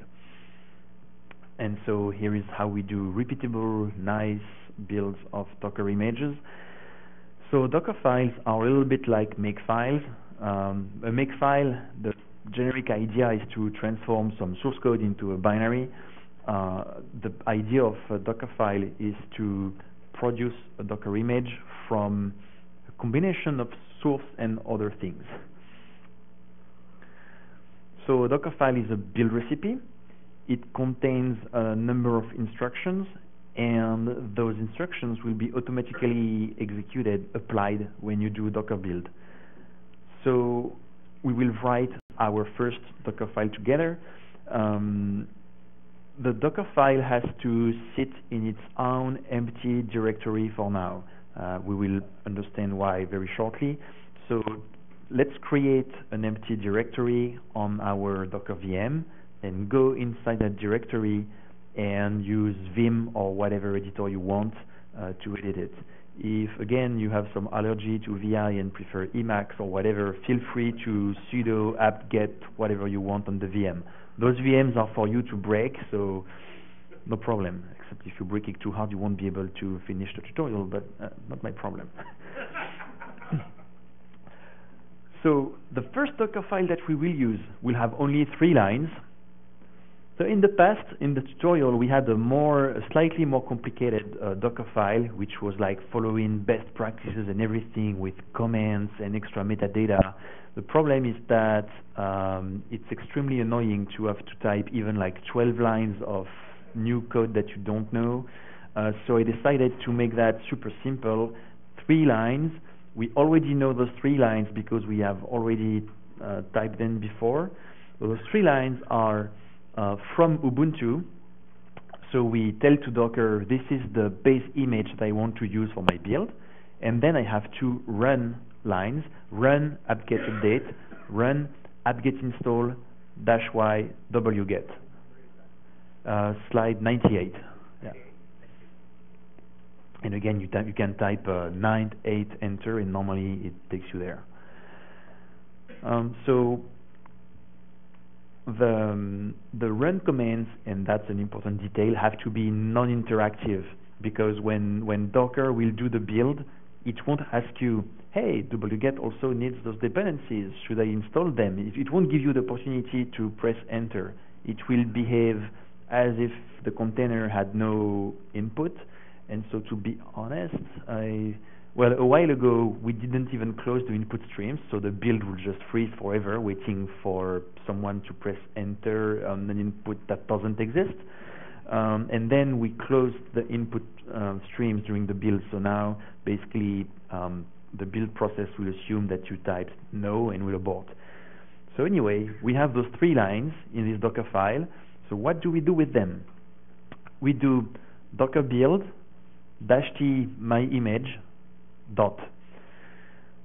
So to be entirely accurate, the -t my image is not mandatory. If you just do docker build dot, it will build this Docker file in an image, but the image won't have a tag, and you will have to use the ID, and that will be extremely annoying. So we do docker build -t my image, so that at the end of the build, we automatically tag that new image, and we can reference to it as my image. Yes, question? If you don't put the tag, there is no default. At the end of the build, Docker will tell you, hey, I just built image ID CBF0 something something something, and that's what you will have to use. So the dot here is the current directory. That's the location of the build context. I will explain the build context shortly, but for now it's okay to just say, well, that's the directory where we have the Docker file. So when we do that, we have a bunch of output. So this is the simplified version of the output. Here I have scrubbed out all the output of apt-get update and apt-get install to see only like Docker's own output. So first, we have a couple of lines saying sending build context to Docker daemon to something kilobytes. So this is because remember, I said a while ago that Docker is a service exposing a REST API, and then what the client does is talk to this service. So I could be, technically, running Docker build from my laptop with a local Docker CLI, but doing the build on a remote server somewhere, except that remote server somewhere doesn't have access to my local files. So how will the build work? Answer, the CLI will make an archive of the directory of this build context, so dot. It makes a kind of tarball of that, and it ships the tarball to the server, and then the server unpacks that tarball, gets a Docker file, and does its magic. So that's nice because it means I can do remote builds and use all Docker functions as if my Docker service was local, but it's not as nice if my directory contains 100 megs of stuff, because I end up sending those 100 megs each time I do a build. So that's something to keep in mind. It's not a huge deal because in 99.99% of situations, you can do your build locally just fine. And when I say locally, it could be locally as in I'm on Linux and I'm building locally on Linux, or it could be I'm on OS X, so I run Docker locally on my OS X machine, and it talks to a Docker service running in a VM inside my computer. That's how boot to Docker works. You can use Docker locally from your OS X prompt, and it will send API requests to a little Docker service in a VM, and it's fully transparent. There's almost no difference between those happy Linux users. Yes? So when you do the Docker build, that it literally rebuilds with each time, even if you had errors and things, you can just fix the errors and rerun it and make the same image. So when you do a Docker build, it does everything each time. So if I fix something and rerun it, when you do everything over and over, you're ahead by a few slides, sir. So, as we will see shortly, Docker build is kind of clever, and it won't do everything each time over and over. So if we look in detail on what's happening, so after sending the build context, for each line in the Docker file, Docker will apply that step. So it takes the base image, it applies the step, and then the output is a new image which will be used as the input for the next step. So it's really like a build pipeline. So here we have some details. We can see that our apt-get update command is running as a temporary container, and then the output is an image, and then we remove temporary container. By the way, this means that if you have a very long build process, like 20 steps, and you say, well, I wonder what does the container look like after the 15th step? Well, you just have to look at the output of Docker build, and like in step 15, you will see like this ASCII arrow with an ID. This ID is the ID of the image produced by step number 15. So you can Docker run it and see what it looks like. So, on that note, so does it keep all of those layers of images? Does it keep all those layers? Yes, because in fact, if I have my 20 steps build process, the result is that I have 20 layers, and it's not a big deal because basically if I were to put everything in one step, like instead of doing here I do apt-get update and then apt-get install. If instead I do apt-get update &&, apt-get install, the result would be pretty much the same. I would just end up with one big layer instead of two small ones, but that's the same thing. Yes? Let's say wget has a security thing that you know has changed, and screen next to it. You know it's changed, but your layers don't. What do you do? So if I know that wget has a security issue and the layers don't change, like what if I want to force a full rebuild so that it re-downloads all the things, for instance, or? Would you do a rebuild that downloads everything? Okay, so. Or would you just tell it, like, I want you to rebuild here? Right, so I will answer that and also the previous question at the same time. So basically, if I do that build again, and I should have a slide on that, but if you do the Docker build a second time, this time it will be instant. Why? Because Docker will keep track of the fact that I've run apt-get update on top of Ubuntu and the result was this. So if I ask Docker to do it again, then instead of actually executing apt-get update and making a new layer, it will say, well, I already did that before, so I can reuse the output of that build step. And then the next build step is apt-get install wget. But Docker again will say, hey, you're doing apt-get install wget on top of the Ubuntu image that already has apt-get update in it. We have already done that, so we can reuse the output of that build step instead of doing it again. So that answers the question about what if I messed up and I need to change my Docker file and I build again. And basically Docker will zoom through the Docker file until the point where the Docker file has changed. But now what if there is a security issue? How can I tell to Docker, you believe that it's not necessary to apt-get install wget, but I know better because I know there is a security issue in wget. And in that case, there are multiple ways to do that. The first one is the one I described earlier, when you do docker pull Ubuntu, because generally when there is a critical vulnerability issue, the base images are updated. So you re-pull the base Ubuntu image, and this time when Docker does the build, under the hood, it doesn't think about Ubuntu, it thinks about the image ID. So you say, okay, you're doing apt-get update on top of image ID 1234, and last time it was not 1234, it was ABCD, and so for Docker it's a cache miss, and it will rebuild everything from that point. So repulling the base images will force a full rebuild to happen. Another way, if it's some obscure package that caused no update in the base images, you can do a Docker build with the -- no cache option, and that will force Docker to disregard all previous layers. It doesn't remove or discard them, it just ignores them for that build and redoes the build entirely. Yes? How does it know that it's already done the command because it's the same run syntax? How does Docker figure out, yeah.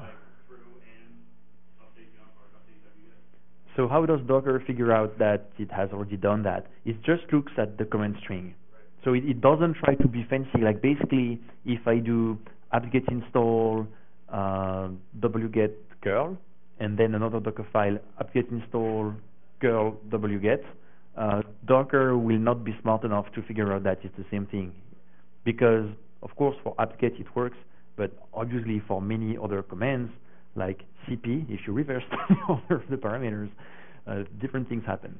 So yeah, it just compares the strings. All right.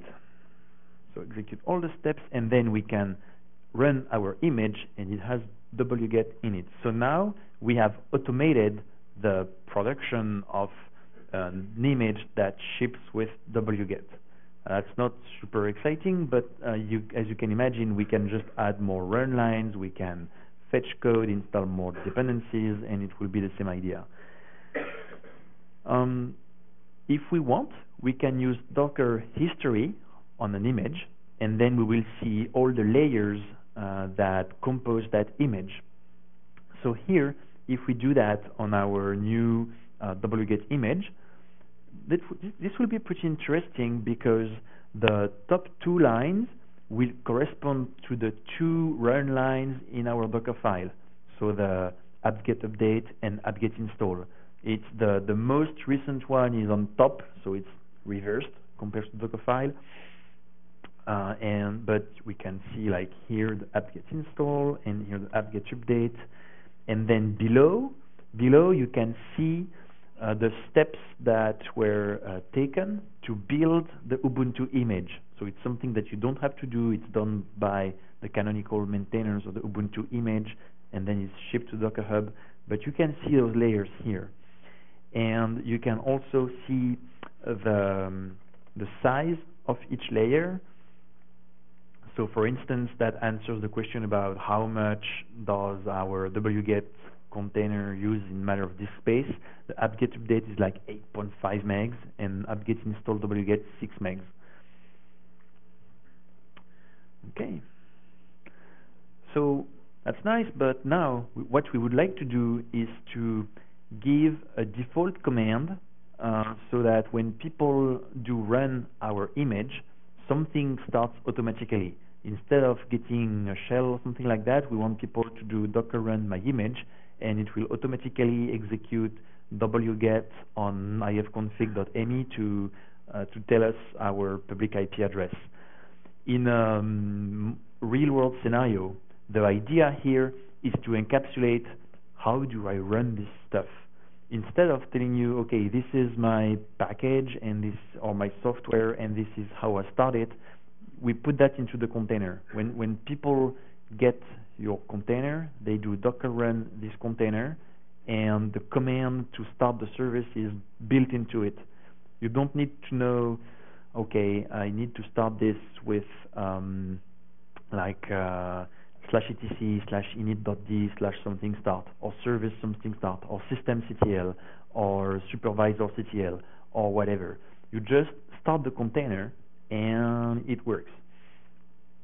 This means, that's a little detail, but it also means that when you want to shut down something, you stop the container. Again, instead of wondering, okay, so should I send a signal, or is there a magic URL to shut down the server, or should I SSH into it and run like something stop, or no, you just docker stop the container and that takes care of it. So kind of simplify things a little bit. So we will use two new verbs in our Docker file, cmd and entry point. So let's see what they stand for. So just to say exactly what we want to do, we want to execute this, and I will copy paste it into that beautiful VM here. So wget -o, this is O, not 0, -q and this URL, and that tells me the IP address of my machine. So the -o- means log to stdout instead of saving that to a local file. -q means that we don't want wget to add like half a dozen of extra lines telling, hey, I'm contacting the server. Oh, the file seems to be 2 kilobytes. Oh, I'm serving it here, and so on and so on. And then the URL. Of course, if we were to use curl, we wouldn't have to use all those parameters because that would be exactly the default behavior of curl. But first, that would be no fun at all. And second point, as I said earlier, if you want to use another distro, curl comes pre-installed, so that would make the example kind of useless. So here, I know that curl would be easier because we wouldn't need those extra flags, but that gives us a way to see how to deal with flags. So the new Docker file has one more line, cmd, and after cmd, we just put the command that we want to run. It's that simple. The cmd line can appear anywhere in the file. If you want, you can put them, you can put it like between the two run lines or before the two run lines. That doesn't matter. By convention, generally, it's towards the end. Why? Well, remember this caching mechanism that we were discussing a few minutes ago. The thing is that cmd does not change the file system. It will change the metadata. Like if we rewind to like 1 hour ago, I said, okay, so technically an image is a bunch of layers, and each layer is a bunch of files and some metadata. Well, cmd is an example of that kind of metadata. cmd doesn't change the file system. It just slaps a tag on the layer to say, okay, that layer, the default command to run is wget-o-q, blah, blah, blah. And Docker will also use this as when it looks up the cache. That means that the image resulting from this Docker file is not exactly the same as the image resulting from putting cmd in the middle. Even if technically that will be exactly the same thing, the same file system, the same metadata and everything, again, Docker has no way to be sure, because for cmd in that case it's pretty obvious, but if instead of cmd we were using another command, like env, which sets environment variables, maybe we have a build step that we use that variable, and so depending on the position of env, it might have different effects. So Docker, again, doesn't try to be smarter than it should be, and it just looks at those lines in the Docker file, and if they are not in the same order, or if they differ even just by white space, okay, this is a different image, I'm going to do the build again. Still, if you do, so docker build -t, this time I called it ifconfig.me dot, you will see this time that the build is super fast. Again, we didn't have to go through apt-get update and apt-get install because it's in the cache. And now we can run it, so you can do docker run ifconfig.me, and that should output the IP address of the VM. So I know it's not your question here.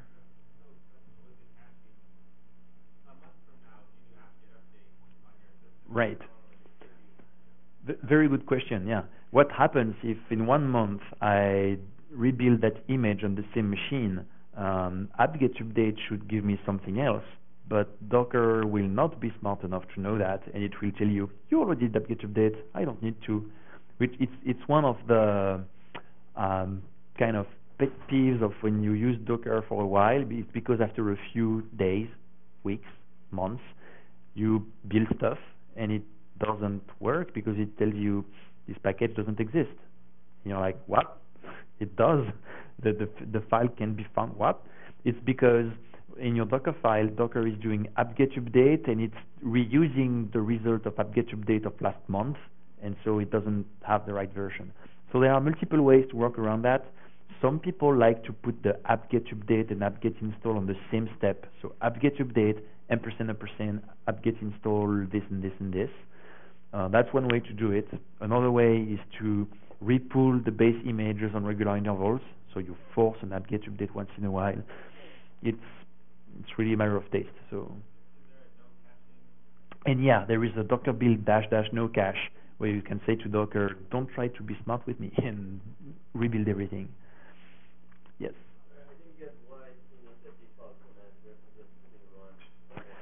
So why do we need the CMD line? Can't we just put run? So the difference is that when you do run, you're telling to Docker, take that image, execute that command, and capture the result. And that's the new image. With CMD, you're telling to Docker, okay, when someone will run that container, this is what you should do. So our wget, it doesn't happen at runtime, build time, sorry. It does not happen at build time. It does happen at runtime. If I were to put like run wget something something, then when I do docker build, it would apt-get update, apt-get install, run wget, and that's it. And then when I would run the container, nothing would happen. I would get a shell or something. Exactly. That's run is used to install stuff, and CMD is used to start services. So I know that this is not like the most useful container in the world, but basically, if we wanted to, we could take that image and push it to the Docker Hub, and then when someone asks you, hey, how do I find out my IP address? You could tell them, well, you go to ifconfig.me, or you could tell them you Docker run this container, and this container has everything it needs to find out your IP address. Of course, when it's just to find your IP address, it's extremely overkill to use a container for that. However, if we're talking about something slightly more complicated, like a program with less trivial dependencies and some configuration involved, something like that, then it becomes easier to tell them you just Docker run that stuff instead of you follow those 5 or 6 installation steps and pray. Yeah. So that image that you made that had us download, you had a command that moves over every second. Exactly. The image that we use, the jpetazzo/clock, it's actually using from BusyBox and CMD while date echo while date sleep 1 basically. Yeah. Yes. Do you bundle in the Docker file that actually made the image? Do we bundle the Docker file? Right. How can we know how the image was built? So partial answer, when you look at the history a few slides back, like slide 104, when you do Docker history, you see those steps, and okay, in this example, the commands are truncated, but if you want, you can inspect each layer with another command, and you can see the command that was used to produce that layer. But still, this is just some metadata, so it could try to deceive you. It could say to produce this step, we did apt-get install this, but in fact, no, it did something else. So there is no way to know exactly how an image was produced, except if you produced it yourself and you put the right metadata. And that's what we try to do with the Docker Hub. There is one of the services called automated builds. And when you go to the Docker Hub and you check images, I think there is a kind of check mark somewhere that says this is an automated build. Automated build means that instead of having someone just upload that image, that person connected a source repository to the Docker Hub, and the Docker Hub itself got that code, built it, and pushed the image. So if you are willing to trust the Docker Hub, which in some circumstances can be a stretch, but if you are trusting the Docker Hub, then you can know exactly how an image was made by looking up that source repository. Okay. So now we have a wonderful container that gives us our IP address. What if we want to override that command? Like say, okay, that's a nice container, but I would like to poke around and see what's in it. Fine. In that case, you can still specify a command, so docker run -it ifconfig-me bash, and instead of executing curl -o-q, it will execute bash, and we will get a shell inside the container. So we can super easily override CMD. Okay, now let's get fancier. There is another Dockerfile command called entry point. So entry point will let us define a kind of a base command to execute, and everything that we specify on Docker run will be appended to that. So what we want to do, for instance, is to be able to do Docker run ifconfig me, and then we give an URL, and it will execute wget -o-q that URL. So we kind of define a that's the name we found, entry point for the container. The idea of that is that you can give a container to people and you can tell them, okay, this is a container to convert a JPEG file to a PNG file. So you give it the URL of the image and it will spit out the converted image, for instance. And so people will do Docker run img convert the URL, and that will spit out the new image. So we do that like this. We do entry point, and then the syntax is a little bit more fancy. That is a JSON string. So it's bracket, commas, and then we have strings between double quotes. And we put wget, -o- and -q. So why are we using this kind of weird syntax here? Actually, we can use that syntax pretty much everywhere. If we want to, for CMD, instead of doing cmd wget blah blah, or for run, instead of doing run apt-get install, we can put the command in JSON form. This is to ensure a couple of things. First, when we do it like that, it ensures that there is no shell parsing, shell expansion, nothing like that. Because what happens really is that when you do that, you tell to Docker, this is exactly the process that I want to run. If you put things differently, like here, like the run line, if you just do run apt-get update, then Docker will start a shell process and it will execute apt-get update in the shell process so that you get proper shell expansion, environment variable expansion, and things like that. Confused? Me too. So let's look back on slide 104 when we check the history of that image. Here, we do apt-get update, apt-get install, and instead, like in the created by column, instead of seeing apt-get update and apt-get install, we see /bin/sh-c apt-get update, /bin/sh-c apt-get install. This is what happened because we told to Docker, I want to execute this, and implicitly maybe I want to use shell expansion like environment variables and things like that. So to make that happen, Docker executed a shell command with our run line as an argument. So to get back to entry point on slide 112, here we are overriding that because, so that gets a little bit technical, but basically Docker will concat this entry point and the parameters that we give on the command line. So if we were to use shell expansion, it would have to concat those two strings, and while it would be technically possible, we noticed a bunch of little side effects when you do that in the expansion.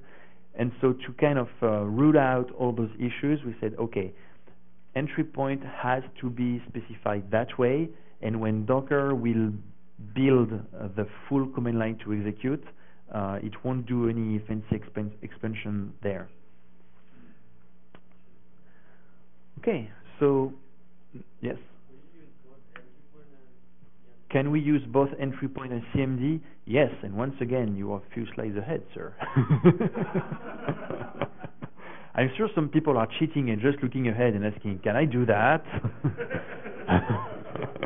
No, I'm kidding, but yeah, we can totally do both, and it is useful, and just give me 1 minute to get there.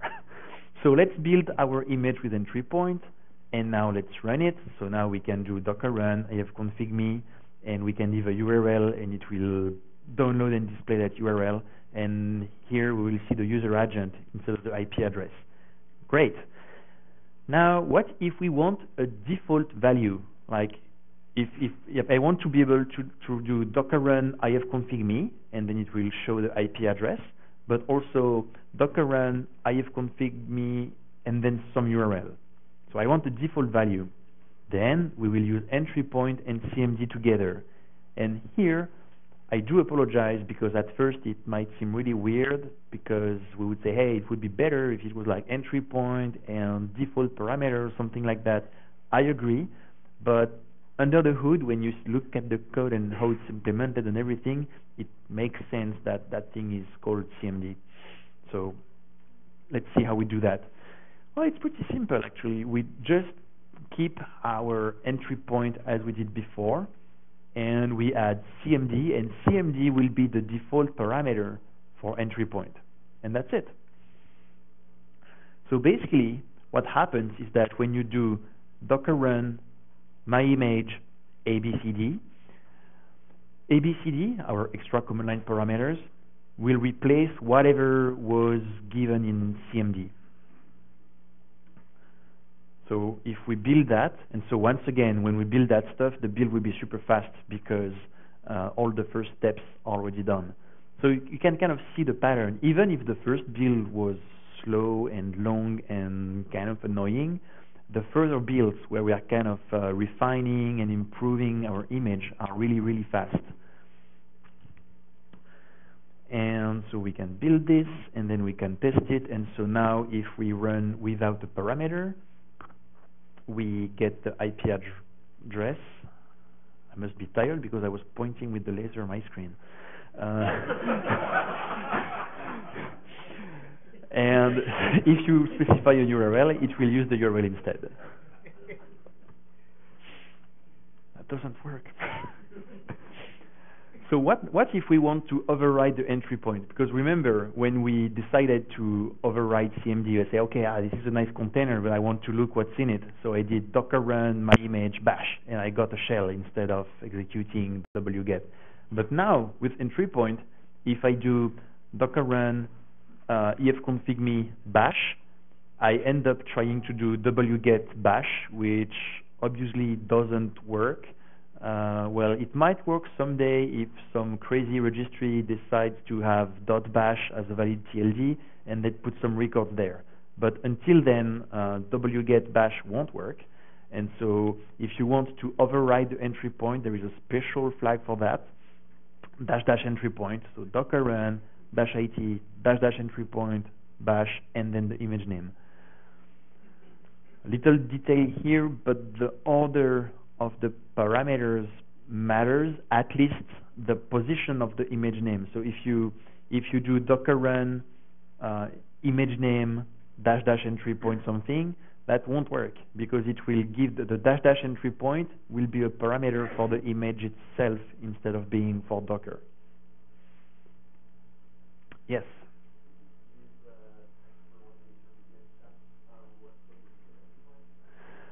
If we use the intermediate images, can we still override entry point? Is that the question, or? Yeah, you use extra intermediate steps for the run step.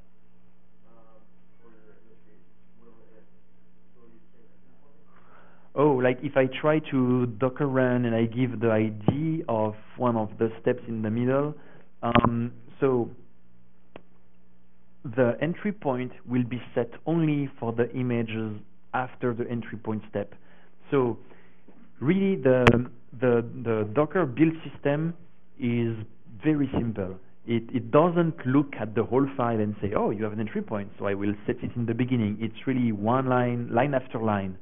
So if at some point you have entry point, all the images after that will have entry point, and the ones before will not.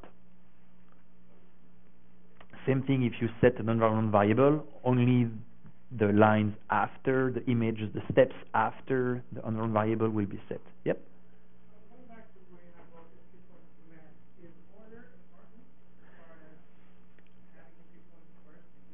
Is the order important? What happens if I switch CMD and entry point?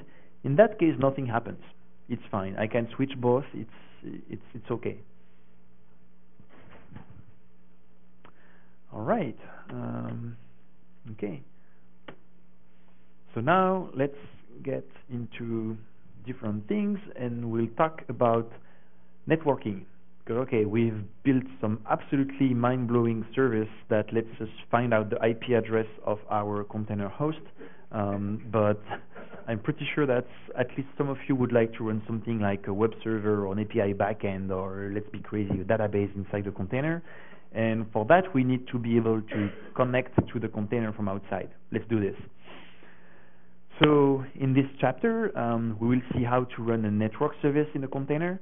I will talk a little bit about the network model used by Docker, and we'll see how to find the IP address of a container because, yes, they have IP addresses. So for this chapter, I've built a little image. So this time it's not jpetazzo/clock, it's jpetazzo/web. It's one of the simplest web servers ever. It's using Python 3 http.server, so that's like super convenient. You can do Python 3 -m http.server, and that starts a static HTTP web server. So that's what I used. So we will start it like that. So Docker run -d, so that means run that in the background, if you remember well, like detach or demonize. And then I introduce a new parameter, -p. So -p means run that container and make all the services inside that container reachable from outside. So there is some extra magic involved here, but we will get to that in time. But so when we do that, Docker will pull the jpetazzo/web image. In this image, there is some metadata that says, in this image, there is a web server running on port 8000. And since Docker has been told to publish this container, it will map this port 8000 from outside. When you do that and you do Docker PS, this becomes clear, simpler, I hope, because here we can see that port 49153 on my Docker host was mapped to port 8000 inside the container. So I will explain why we do port mapping, but first let's check that it works. If you go to the IP address of your VM on the port that was shown by Docker PS, normally you should be hello world. Does this like work for real or? Yep. Okay.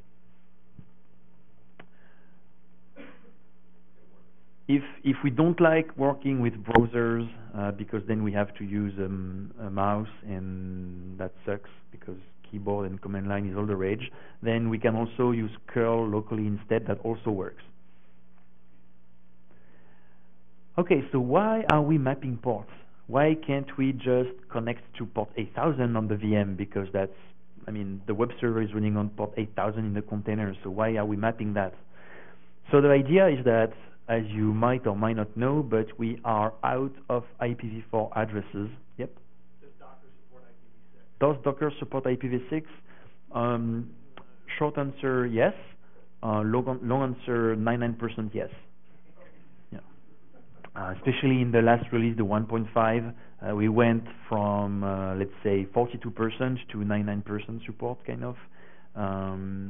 There might be a few last edge cases, like if you want to get a public IPv6 space and directly make containers reachable on their public space. I don't know how to do that and if it's possible yet, but that's the kind of last things that remain.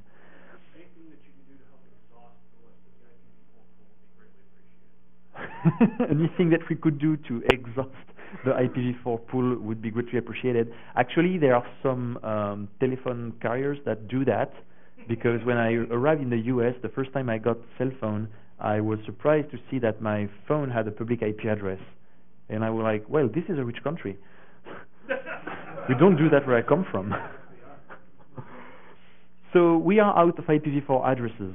15 years ago, this was not the case. So what we would probably have done is, okay, well, when you start containers, we will give them IP addresses on your local network. Maybe we will use the HTTP, or maybe we will let you specify a subnet, and every container gets their own IPv4. You get an IPv4, you get an IPv4 too. Everybody gets an IPv4, and that's great. No port mapping, no nonsense like that.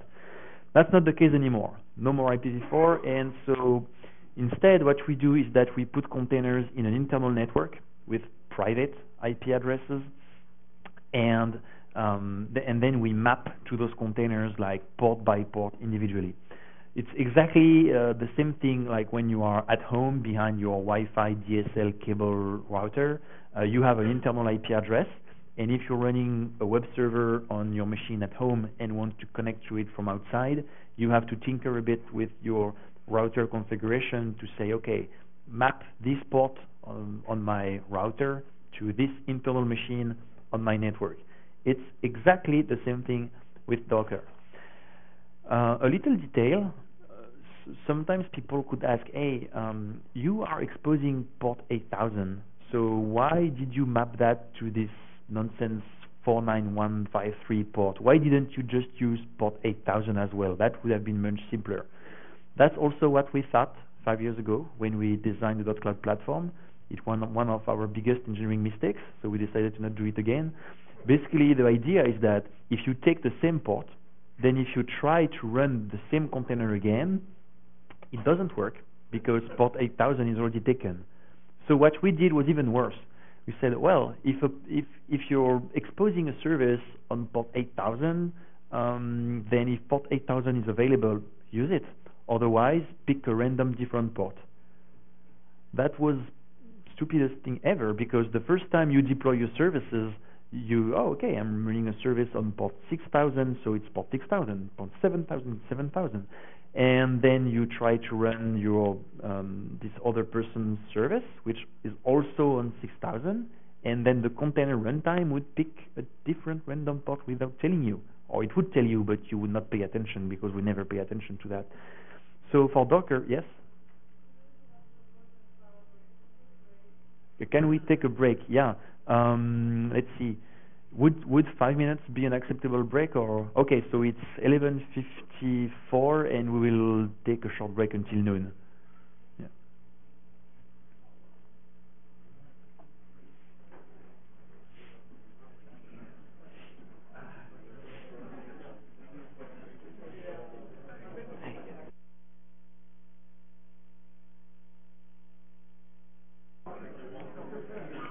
All right.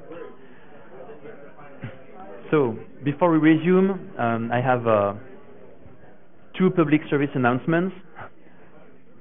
The first one is that next month we will do the 2 years anniversary of the Docker project, and we will do a kind of collaborathon or something like that, where basically we want to encourage people to contribute to the open source project and also save whales, true thing. If you wonder how and what it's like to contribute to an open source project like Docker and want to get help to do that, check out docker.party, because that will be a big party worldwide. And yeah. Now, other public service announcements, since many people ask for the slides and they are available here, get them now before they're gone. So that's just the same IP address as the one where you can see the HTML slides, but port 88 instead of 80. And if you click of get them slides, then normally that should redirect you to a PDF file with the slides. And I will leave that running a couple of days and probably tweet that address. It's just the reason why we don't have like slides.docker.com thing is because this material is updated like constantly. And to be 100% honest with you, in that version, the first half, so pretty much everything that we cover today, is in a state that I deem acceptable. But the second half, we are doing some extensive changes. Like, so the second half of this PDF, there might be stuff that doesn't work quite right or something like that. So it doesn't work?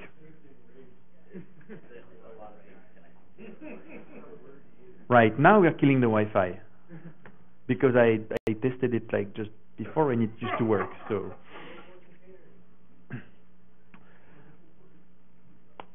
and yeah, this web server is running in a container as well. And that container and see what the load level is right now. so is at least one person able to download that to confirm? Yeah, okay. It's slow, but it does it. Yeah, I don't know. I should have some holographic display up here so that basically slowly, progressively more and more people in the room can see the address to make sure that not everybody suddenly kills the network here. Interestingly, my SSH session still works fine, so that's great.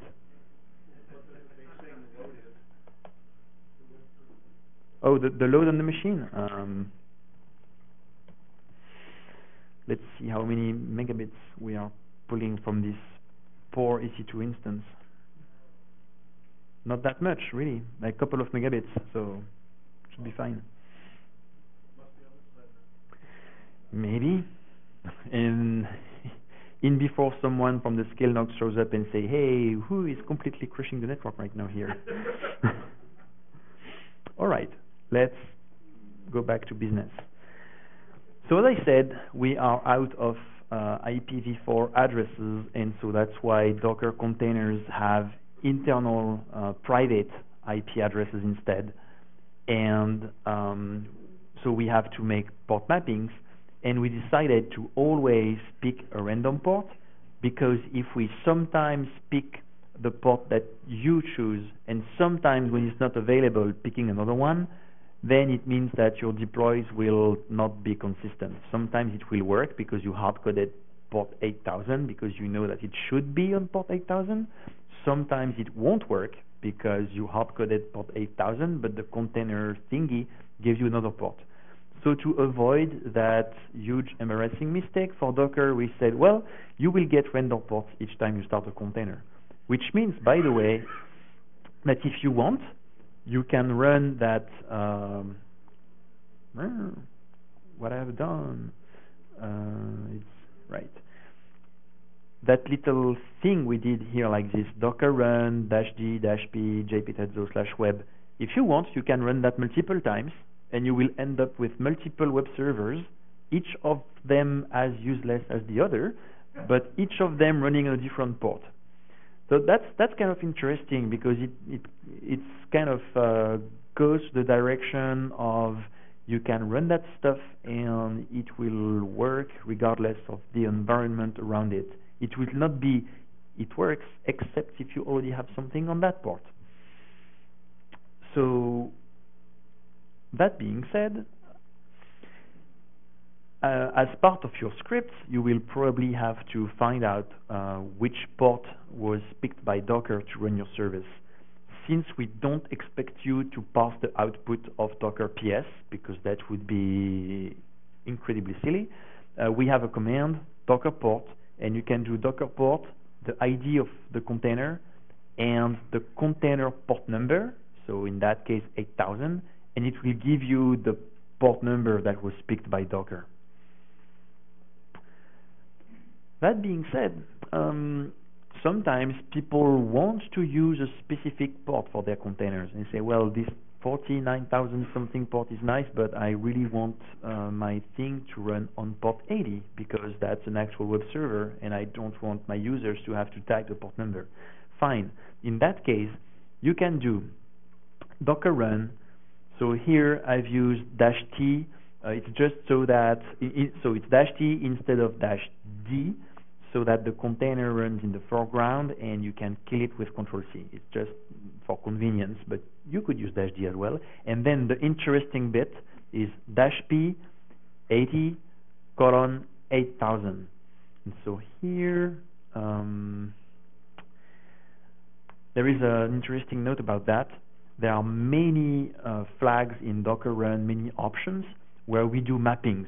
Here it's a port mapping. I'm mapping port 80 on my Docker host to port 8000 in my container.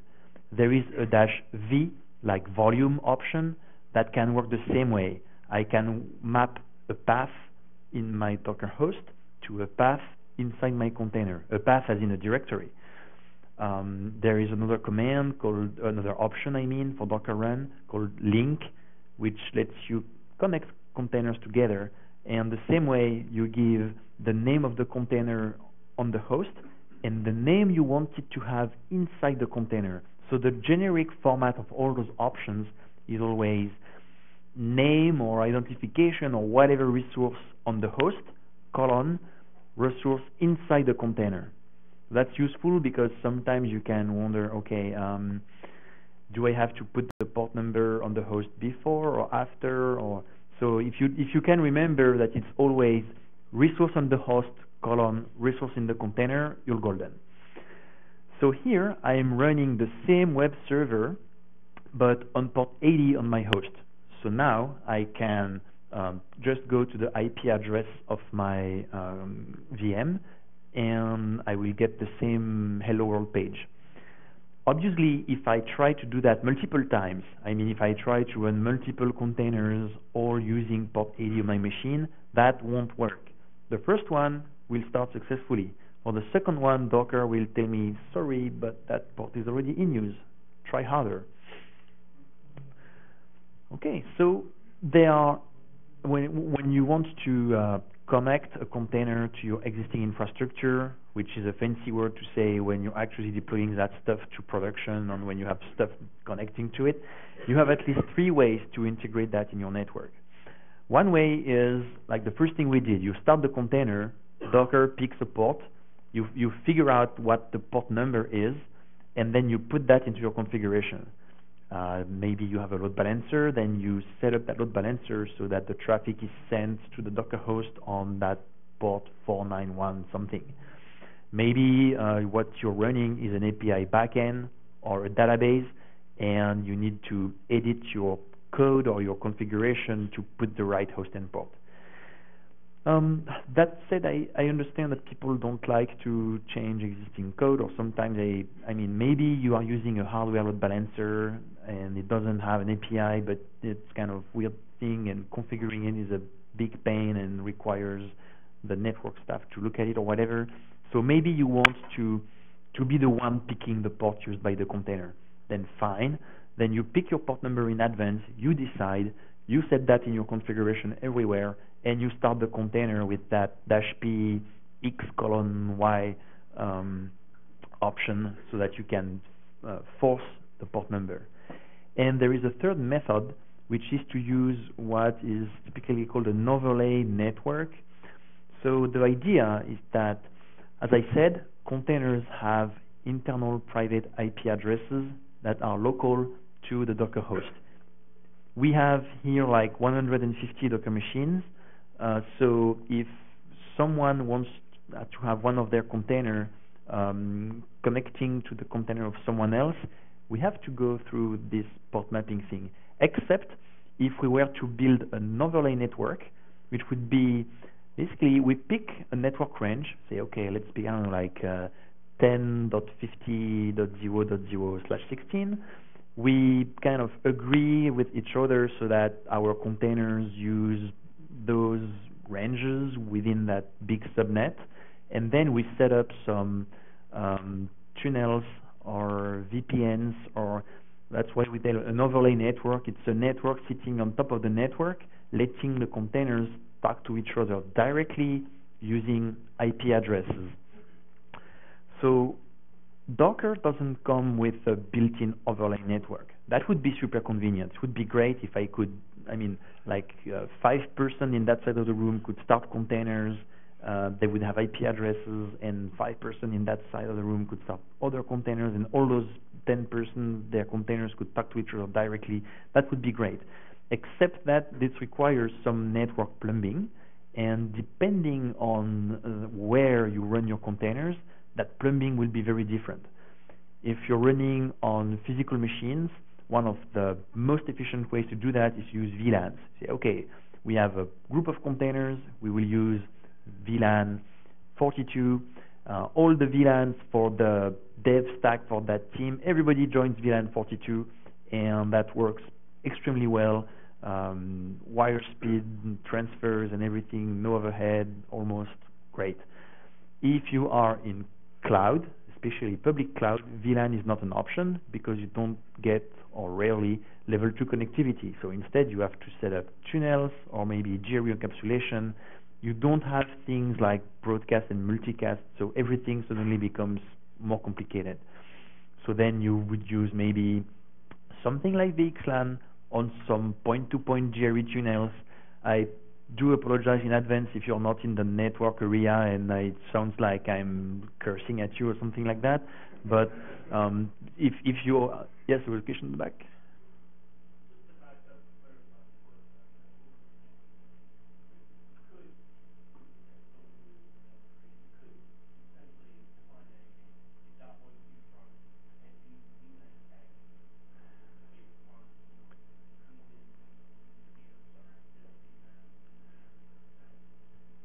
So we could use 802.1q VLAN tagging, and so yes, if we are on our own physical machines, then totally. But if we are on EC2, nope, because we only have level 3 access to the network, and we can't use VLANs. So, and most clouds will just give you like, this is your IP address, this is the gateway, and if you try to do anything fancy with the Ethernet network, then it will be filtered out by the hypervisor. So that's why we couldn't have a one-size-fits-all and solves everything solution to the overlay network challenge. So long story short, there is a lot of work in the Docker community right now to kind of improve this.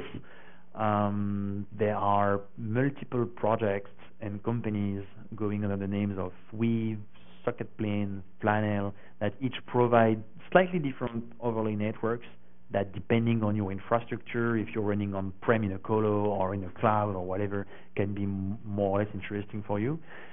The Docker core maintainers are also working on extension points so that basically all those things can interoperate with together, one with each other. So this is kind of work in progress, but today we recommend to use those port mapping things, so -p, and you plumb your containers like that. Tomorrow, if you want to stick to the good old model where one service equals one IP address that I can put in DNS and everything is fair and square, and tomorrow that will also be possible. All right, so I will here introduce a new command, docker inspect. Docker inspect is a more advanced command that tells us pretty much everything we might want to know about a container. It will spit out a huge JSON payload, and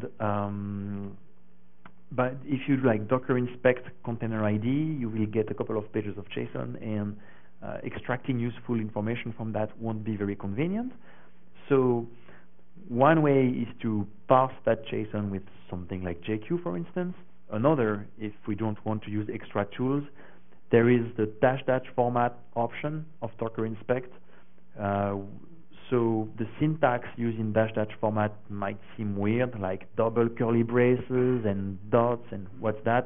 We are just using the standard text templating package of the Go language. So it's something that ships with Go, and Docker is in Go, so we use that.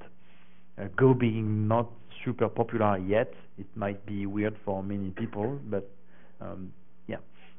So if we just want to find the IP address of a container, we can type that weird command line, and we get an IP address, and we can ping that IP address, and that ping will obviously be extremely slow because we are just going over extremely low, sorry, not slow, because we are just going over a local virtual interface. Right. So we've seen like the basics of Docker networking. We've seen how to map ports, how to find container IP addresses. I don't know yet if we will actually get all the way to the link section, but it's useful to know that when you want to run multiple containers together, there is an option to make it easier for containers to discover each other. Okay, so now we will see an example of local development workflow with Docker. So what does it look like if I'm coding on some web application with Docker? So here we will use a shared volume, a shared directory. So we will have a directory on the machine that has the code, and that directory will at the same time exist in the container as well. And it will actually be the same directory. So I'll be able to edit stuff on my Docker VM, and it will change at the same time in the container. Right. So we will use a Ruby application for that. Don't ask me any question about how it really works, because I don't know much about Ruby. But it's supposed to be simple enough so that even me can make it work. So we made an image, training/namer, and this image is the dev environment. It's a little bit like the Vagrant base box. It's okay, you download this, and in this image there is everything you need to start working on the project. And so, by the way, the project itself, it's just a little bit more useful than something to find your IP address.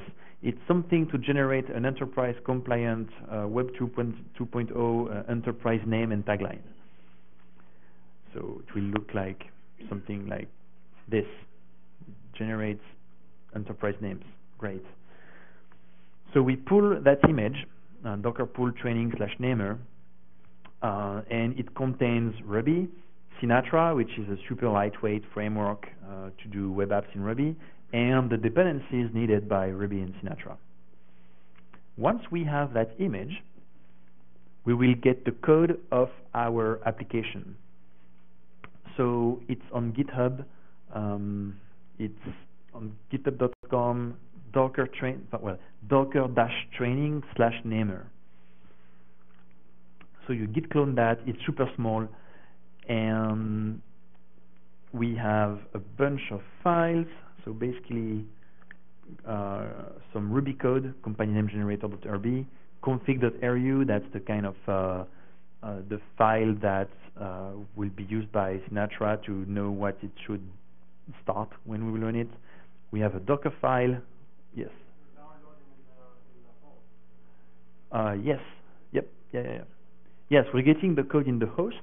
The whole point is that we will see that we have the code in the host, but we will be able to share it with the container. And now we will start. So I believe that this line might have an error actually, because let me double check that.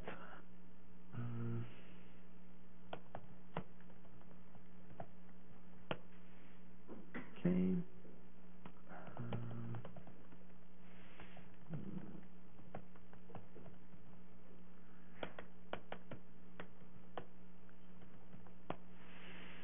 And if I run this, both is really located right.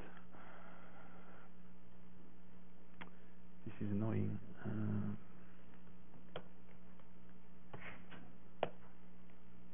This is also annoying. Why does it do that?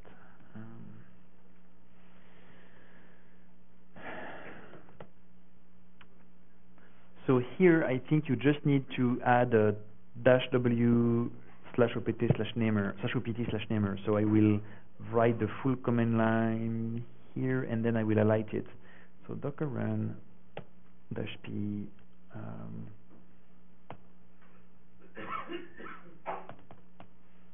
okay, then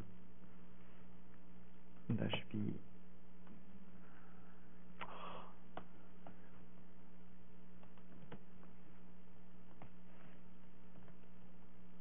okay, and then -w. Well, let me check first if it has been fixed.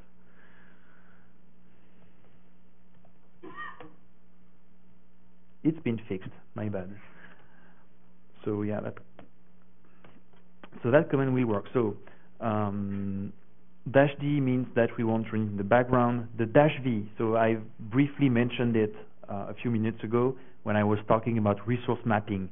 -v stands for volume, And it means here, in that specific case, that we want to share a directory from the host with the container. So -v here $parents pwd, so that's the current directory, :/opt/namer. So we want that directory to appear as /opt/namer in the container. Then we specify a port number and then the image name. And so when we do that, that will start the dev environment, and then we can, yeah, that's the explanation for -v. If we use Docker PS, we should see that the container is up and running, that it's bound to port 80, mapping to port 9292, and then we will be able to use our browser to go to the IP address of our virtual machine, and we should see a random company name with a tagline, and it should be in blue. This is important.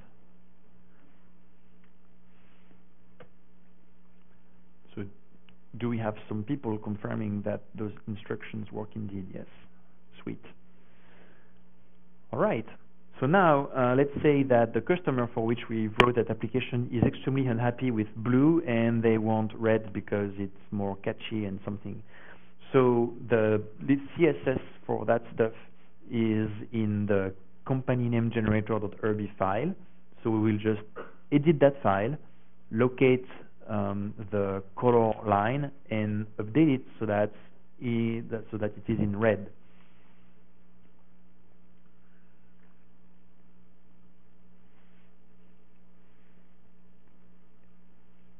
And then we save, and then we reload, and then the result is that it appears in red, and we didn't have to rebuild the container. We just did like the normal dev workflow. It's like I save my code, I reload my page, and boom, it's updated. Yes?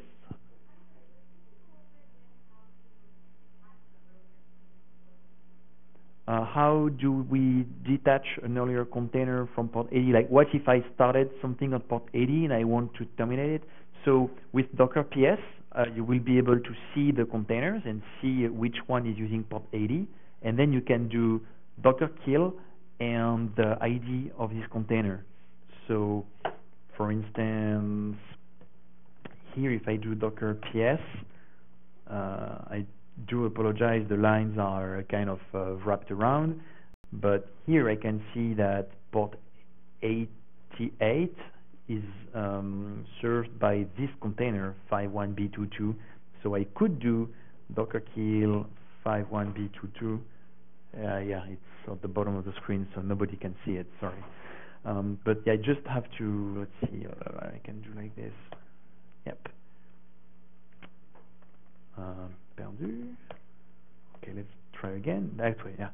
Docker kill, and then I would put the ID of the container here, and that would kill it. And I won't do that because that's the one serving the slides. So if I do that, you won't be able to get the slides anymore. Did that work? Okay. All right. So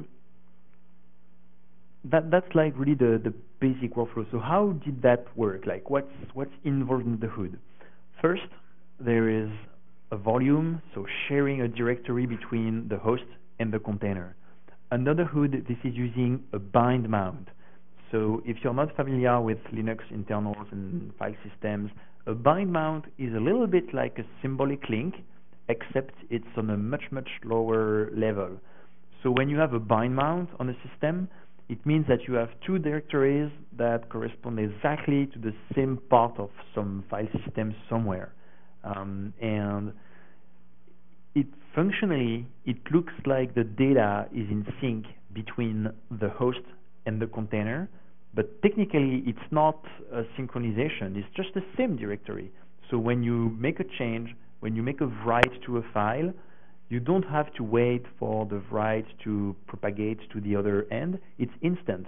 The same way that if you're editing a file going through the symlink and you save, you're saving the original file. There is no two files, it's the same one. So for bind mounts, it's the same thing.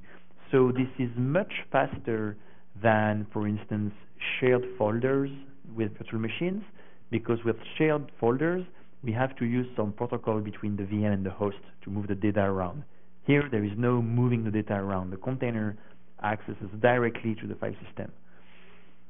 So that's one thing. The other thing is that our dev container, training slash namer, it's using rackup, so that the thing to bring up a Sinatra application, and this thing watches the files that it's running from, and whenever one of those files changes, it reloads itself automatically. So that's why we were able to change the file, save it, reload, and see the result. So that's the dev workflow. And the idea is that in dev mode, I do like this: make changes, save, check live what's happening, and when I'm satisfied with the result, then I do an actual build. And this time, instead of using a volume, I really put my data in my container, so I can take my container and move it around. Okay, so what if we want to get into a container and see what's happening inside? We can use something called Docker exec. Docker exec gives you a shell inside a container. So the basic usage is Docker exec. Docker exec works a little bit like Docker run. So if you want to run something interactive, you have to use -it. So Docker exec, -it, the ID of the container, and bash. And boom, you get a shell in the container. And if you do PS or something like that, you will see the other processes running in the container. This is pretty useful because it means that you can get a little bit like SSH access if your container, kind of, but without running an SSH server in the container. So if you're thinking, at some point I might want to be able to debug my container, so do I have to run an SSH server, or do I have to put some kind of backdoor or something in my container? You don't have to, because with Docker exec you will be able to drop inside of the container smoothly. All right, so that was an example of very simple development workflow, and that's really how many people do it. Yeah. What's the difference between Docker exec and Docker attach? So Docker attach, that I haven't discussed it because it's not super ultra useful, but Docker attach is a little bit like plugging the keyboard and mouse into the machine. I have a container running and I want to see the output and maybe interact with it, so I can use Docker attach, and I really attach to an existing container and to the main process, the first thing that we started in this container. Docker exec is more like doing SSH. So maybe there is already someone on the console, we don't care. We are starting a new separate process and getting control of that process. So that's the difference. In one case, I am accessing the console of the container, so to speak. In the other, I'm creating a completely different process. All right.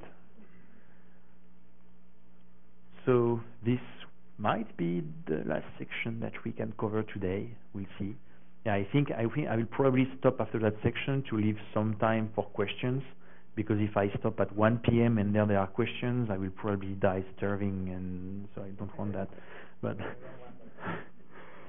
so let's work with volumes. So we just saw an example of volume with the -v option, but I want to give more technical details about what exactly volumes are. So volumes can be used to tons of things. Here we've seen just one example, which is sharing a directory between the host and the container. That's the one to last line in this list. But other use cases are bypassing the copy on write system to get native I/O performance. Let's rewind a little bit. Remember when I said when you do Docker run, you make a copy of the image and then you run into that copy, except no, you don't make a copy because that will take forever and use tons of disk space, so we use copy on write. We use a clever mechanism that lets you believe that we are really writing on the image, but instead, no, we are writing on a kind of shallow copy, and when we make changes, we keep them nicely isolated from the image. This introduces a little bit of overhead, one way or another. Not necessarily direct overhead. I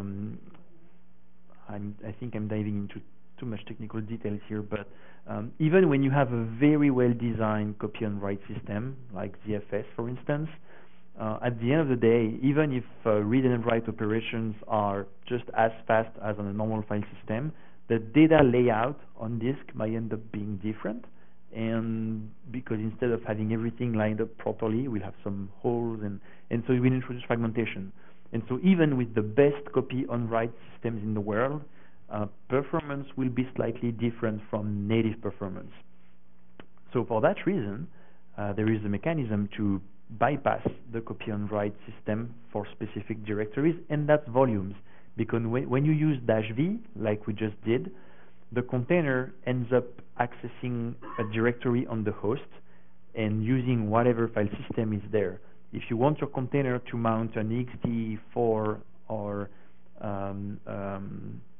a VFAT USB stick or whatever, that you can do it. You just mount it in the host, and then you do a bind mount with a volume into the container. Another use case is to bypass copy and write to leave some files out of Docker commit. So this is, for instance, when your build process is having some temporary files, and you don't want those temporary files to end up in your image. Well, fine. In that case, since Docker commit is using our copy and write system, it's taking all the differences between the base image and the container, but it's using this special copy and write system. So whatever is outside of the copy and write system will be left out of the commit. Other more easier examples are sharing a directory between the host and the container, as we just did, but also sharing a directory between multiple containers. And there is a very good example of that. It's when you have, let's say, a container that is like a static web server, and then a container that is WebDAV server, so this protocol that lets you access files remotely over HTTP.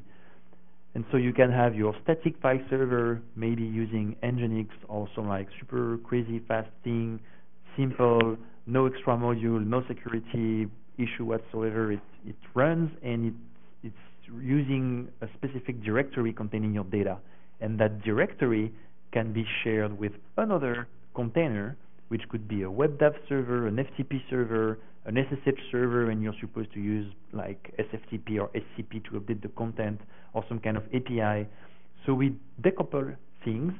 We have something serving the data, something to update the data, and they share a common directory. A functional equivalent would be to say, I have my web servers, I have my FTP servers, and they put everything on a common NFS server. That's a little bit old school, but to gain a kind of parallel between both. Except that once again, it's not a sharing protocol between those containers. They end up accessing exactly the same files, using the same code paths in the kernel and everything, so with native speeds. So that's great. A last example is sharing a single file between the host and a container. So it's just a specific case of sharing a directory. It has a couple of interesting use cases. One of them is when you want to just share one single config file, and maybe it's in a directory and you don't want to share the rest of the directory. Another example is the Docker control socket itself. I didn't talk about that earlier, but I just said, well, the Docker daemon, you talk to it with an API, and it's a REST API. You can use that over TCP, but also over a local Unix socket. If you look on the virtual machines in /var/run, you will see a Unix socket called docker.sock, and you can share that socket with a container. And when you do that, you give access to the Docker daemon to that container. So without having to do anything else, that container will be able to do Docker run, Docker PS, Docker this, Docker that. That container will be able to control the Docker hosts on top of which it's running. And it will be able to Docker kill itself, which will mean basically like it's like sawing the branch on which you're sitting when you're in a tree. So don't do that. But so to declare volumes, there are two ways. Well, yeah, at least two ways to make volumes happen. There is a command in Docker files to make volumes. You can put volume and then you indicate a directory, and you're telling to Docker that directory should be kept out of the copy and write system. And whenever you run that container, this directory should be put aside, like directly on the host. You can do the same thing if you do Docker run -v and you just give one path. So not like host path colon container path, just one path. And in that case, Docker will understand that you want that directory to your volume. All right, so as I said, bypassing the copy and write system. So sharing volumes across containers. There are two ways to do that easily. The first way is to just use the same path, like docker run -v /tmp colon something, and then you start another container, docker run -v /tmp as well, colon some other path. Then both containers end up sharing access to /tmp on the host. Another way is another flag called volumes from. We can do docker run -- volumes from, and then you give the ID or the name of another container, and the new container ends up having the same volumes as the old container. Let's think for a minute about that little example we had earlier. Like let's pretend this is a Docker file describing how to build a PostgreSQL server inside a container. And if you don't know, Postgres will, by default, put the data in var lib PostgreSQL. If I do that and I start this container, let's say this is PostgreSQL 9.3, I'm starting this container. So now, and I create databases and tables and insert stuff, and great. It ends up being in /var/lib/postgres something, and this is on a volume. Now, if I want to upgrade to Postgres 9.4, without volumes or anything, my option would basically be make a SQL dump, start the new container, and load the SQL dump. If I have a couple of terabytes of data, that will not be a pleasant experience, unless I have lots of time on my hands. If I've used the volume, I can neatly stop the PostgreSQL 9.3 container, and then I can Docker run the PostgreSQL 9.4 container, but telling volumes from my old PostgreSQL 9.3 container. So I'm telling to Docker, start the new version of the container, but keep the same volumes. If my volume, if I were to make the parallel with like a USB stick, it means start the new machine, but reuse the USB stick that we had on the old machine. And so all my data is here, and that's all I have to do to make an upgrade. Okay, volumes exist independently of the containers. It's probably obvious from the example I just gave, but if I stop a container, the volumes of this container still exist. They are not wiped out just because the container goes away. I will wrap up by explaining the concept of data containers. So a data container, that's just a fancy name to say this is a container that doesn't run anything. Or in that case, in my example, I am running busybox true, which means I run possibly the most useless program ever. It's just true, it exits immediately, nothing happened. But my container still exists to hold to my volumes, because now if I want to reference my volumes, instead of referring to this or that container or containers that will kind of move around and be ephemeral, and then I reference to that specific container. The only purpose of a data container is to be used as a reference when doing volumes from for other containers. All right.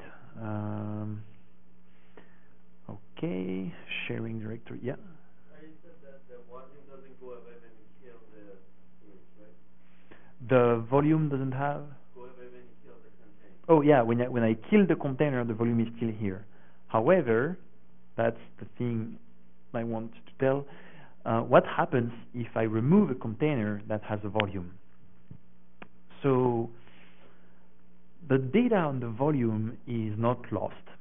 However, if I've used what I would call an anonymous volume, so I just did like docker run -v /data Ubuntu. So I start an Ubuntu container and I tell to Docker /data should be a volume. And then I put some stuff in /data. And then I destroy the container.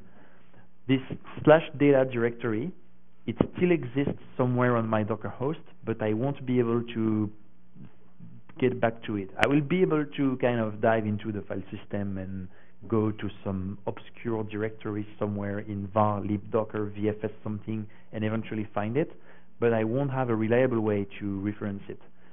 So that's also why we recommend when you have volumes to either use explicit path, so I'm mapping /mnt/db01 to my container, so I know that my data is in /mnt/db01, or if I'm using anonymous volumes, if I'm telling to Docker /data should be a volume and deal with it, then to use a data container so that we can always reference to our volume as long as we want to. That's a little bit like reference counting and always keeping a reference to your variable. All right, this is not really interesting. Yep, that's pretty much what I wanted to cover. We have 5 more minutes for questions. I will be around until the end of SCaLE, but probably in 5 minutes I will run away and get food before I pass out. I have another talk on a panel this afternoon with containers, so if you don't see me around this afternoon and have more container questions, don't panic. I haven't flown away. I will be just preparing that. So yeah, don't hesitate to reach me out during the rest of the conference to talk about Docker and containers. Yes, questions? Can you tell me a little bit about how memory usage is shared between containers if they run with the same shared library? So how do we kind of optimize memory usage? What about the memory usage since when we start multiple containers using the same libraries? So the answer is it depends of the storage backend that we use. There are storage backends where which are able to reuse common layers and have them in memory only once, and there are other backends that will not be able to do that. Basically, the AUFS and the overlayFS backends will be memory efficient. The device mapper and the betterFS drivers will not be memory efficient. What is The the default? default, the answer is it depends. If AUFS is available, it will be used, but AUFS is available but only on Ubuntu and Debian by default, unless you compile your own kernel. So if you are on one of those systems, maybe if /var/lib/docker sits on a betterFS volume, it will be used. Otherwise, it will default to device mapper. And maybe if none of them is available, it will use VFS. I haven't tried that actually. I wonder if it will use VFS if there is nothing else. But yeah, yeah. I think you mentioned it briefly, but what is the performance bit for accessing data on the local? What's the performance like for accessing data on the local host? You mean data sitting on disk? So the short version is if it's on a volume, it's native, like no difference between accessing directly from the host and from the container. If it's not in a volume, then it depends on the storage driver. Yep. How does Windows fit in here? How does Windows fit in here? Well, this is the Southern California Linux Expo, so I will not answer to that question. Get out, sir. No, so how does it fit in the picture? So basically, Microsoft said, "Oh, this Docker stuff looks cool. How can we get that on Windows?" And there were some discussions and things and whatnots, and they say, "We will make Docker happen on Windows." And it doesn't mean that we will be able to run our Linux stuff on Windows. It doesn't mean that we will be able to run SharePoint and Outlook on Linux.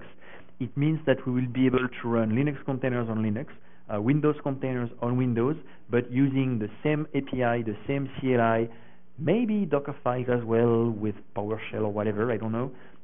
But the idea at the end of the day would be that if I'm the operator running containers and I have a bunch of Linux servers here and a bunch of Windows servers here, and I do Docker run something, if that something is a Linux container, it will run here. If it's a Windows container, it will run here, but I won't have to know about it. It will be transparent to me. The same way that, I mean, today, if I have some I/O intensive workloads, I want to run them on my super new machines with SSD. If I have some maybe memory intensive workloads, I have some older machines that don't have SSDs but that have crap tons of RAM, and I want to run that here. So I can have to pick the right place. So it will be kind of the same thing. So that's the picture. And as matter of like milestones, deadlines, releases, I don't know, but apparently it should be this year. And from what I heard, like in the next Windows release, so and server. So does that mean Windows Server 10? Maybe. I don't know. I guess we should probably like look around for the next big Microsoft event and look around those dates. Maybe there will be some announcements. Yeah. A follow-up to that, is that going to take resources away from the development of Docker for Linux and the focus? So will the development of containers on Windows, well, Docker on Windows, take away resources from the rest of the development, basically? Not really, in the sense that basically there are two parts. One part happening in the Windows kernel, so I don't know anything about that. I don't even know if Windows has a kernel, supposedly, but I don't know about that. I haven't been running that for decades now. But so that's happening entirely within Microsoft, and we don't know anything about it. And then they will contribute support to the Docker daemon, so the open source stuff that's on GitHub. And the agreement is that they will go through normal channels. So they will submit pull requests. Those pull requests will be reviewed by our team. And when I say our here, I don't mean Docker Inc., I mean the Docker community, because to keep it really short, the way we review contributions is that there is a pool of maintainers, and those maintainers are people that can say nay or yay to contributions. And you need a consensus across maintainers to kind of simplify things. And there are maybe 20-ish maintainers, I think, and 1/3 maybe work for Docker Inc. The others work for Google, Rackspace, Red Hat, and other companies. So what will most likely happen is that there will probably be a few first increments, like stuff that will be Windows specific to talk to the specific syscalls and entry points of the Windows kernel to set up containers, and that will probably require to bring on board new maintainers. So without those new maintainers, in a way, yes, that would slow down the development a little bit, because we would have new pull requests coming in, but the same amount of people to review them. But since, as far as I know, there are not many people in our team that know much about like container internals on Windows, because we don't even know what it will look like. We will most likely take a few more maintainers from Microsoft to help with that, but still make a kind of consensus so that they will obviously be the ones to know if that's the right way to talk to their own internal APIs. But we want also to have a word to say about, is this like up to our quality standards in the code base, and if we do that, are we jeopardizing further extensions or whatever? So normally it should not slow down the rest of the things. Yep.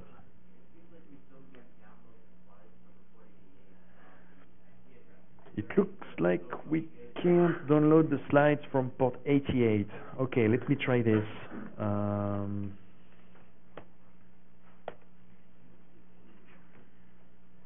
dun, dun. Oh, it took a lot of time?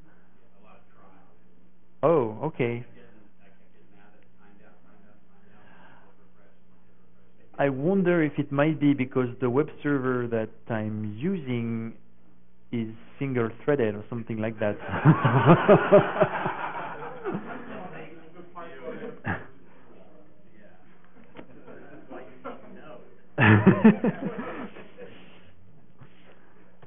Yeah, I will replace that with maybe some Nginx or something like that.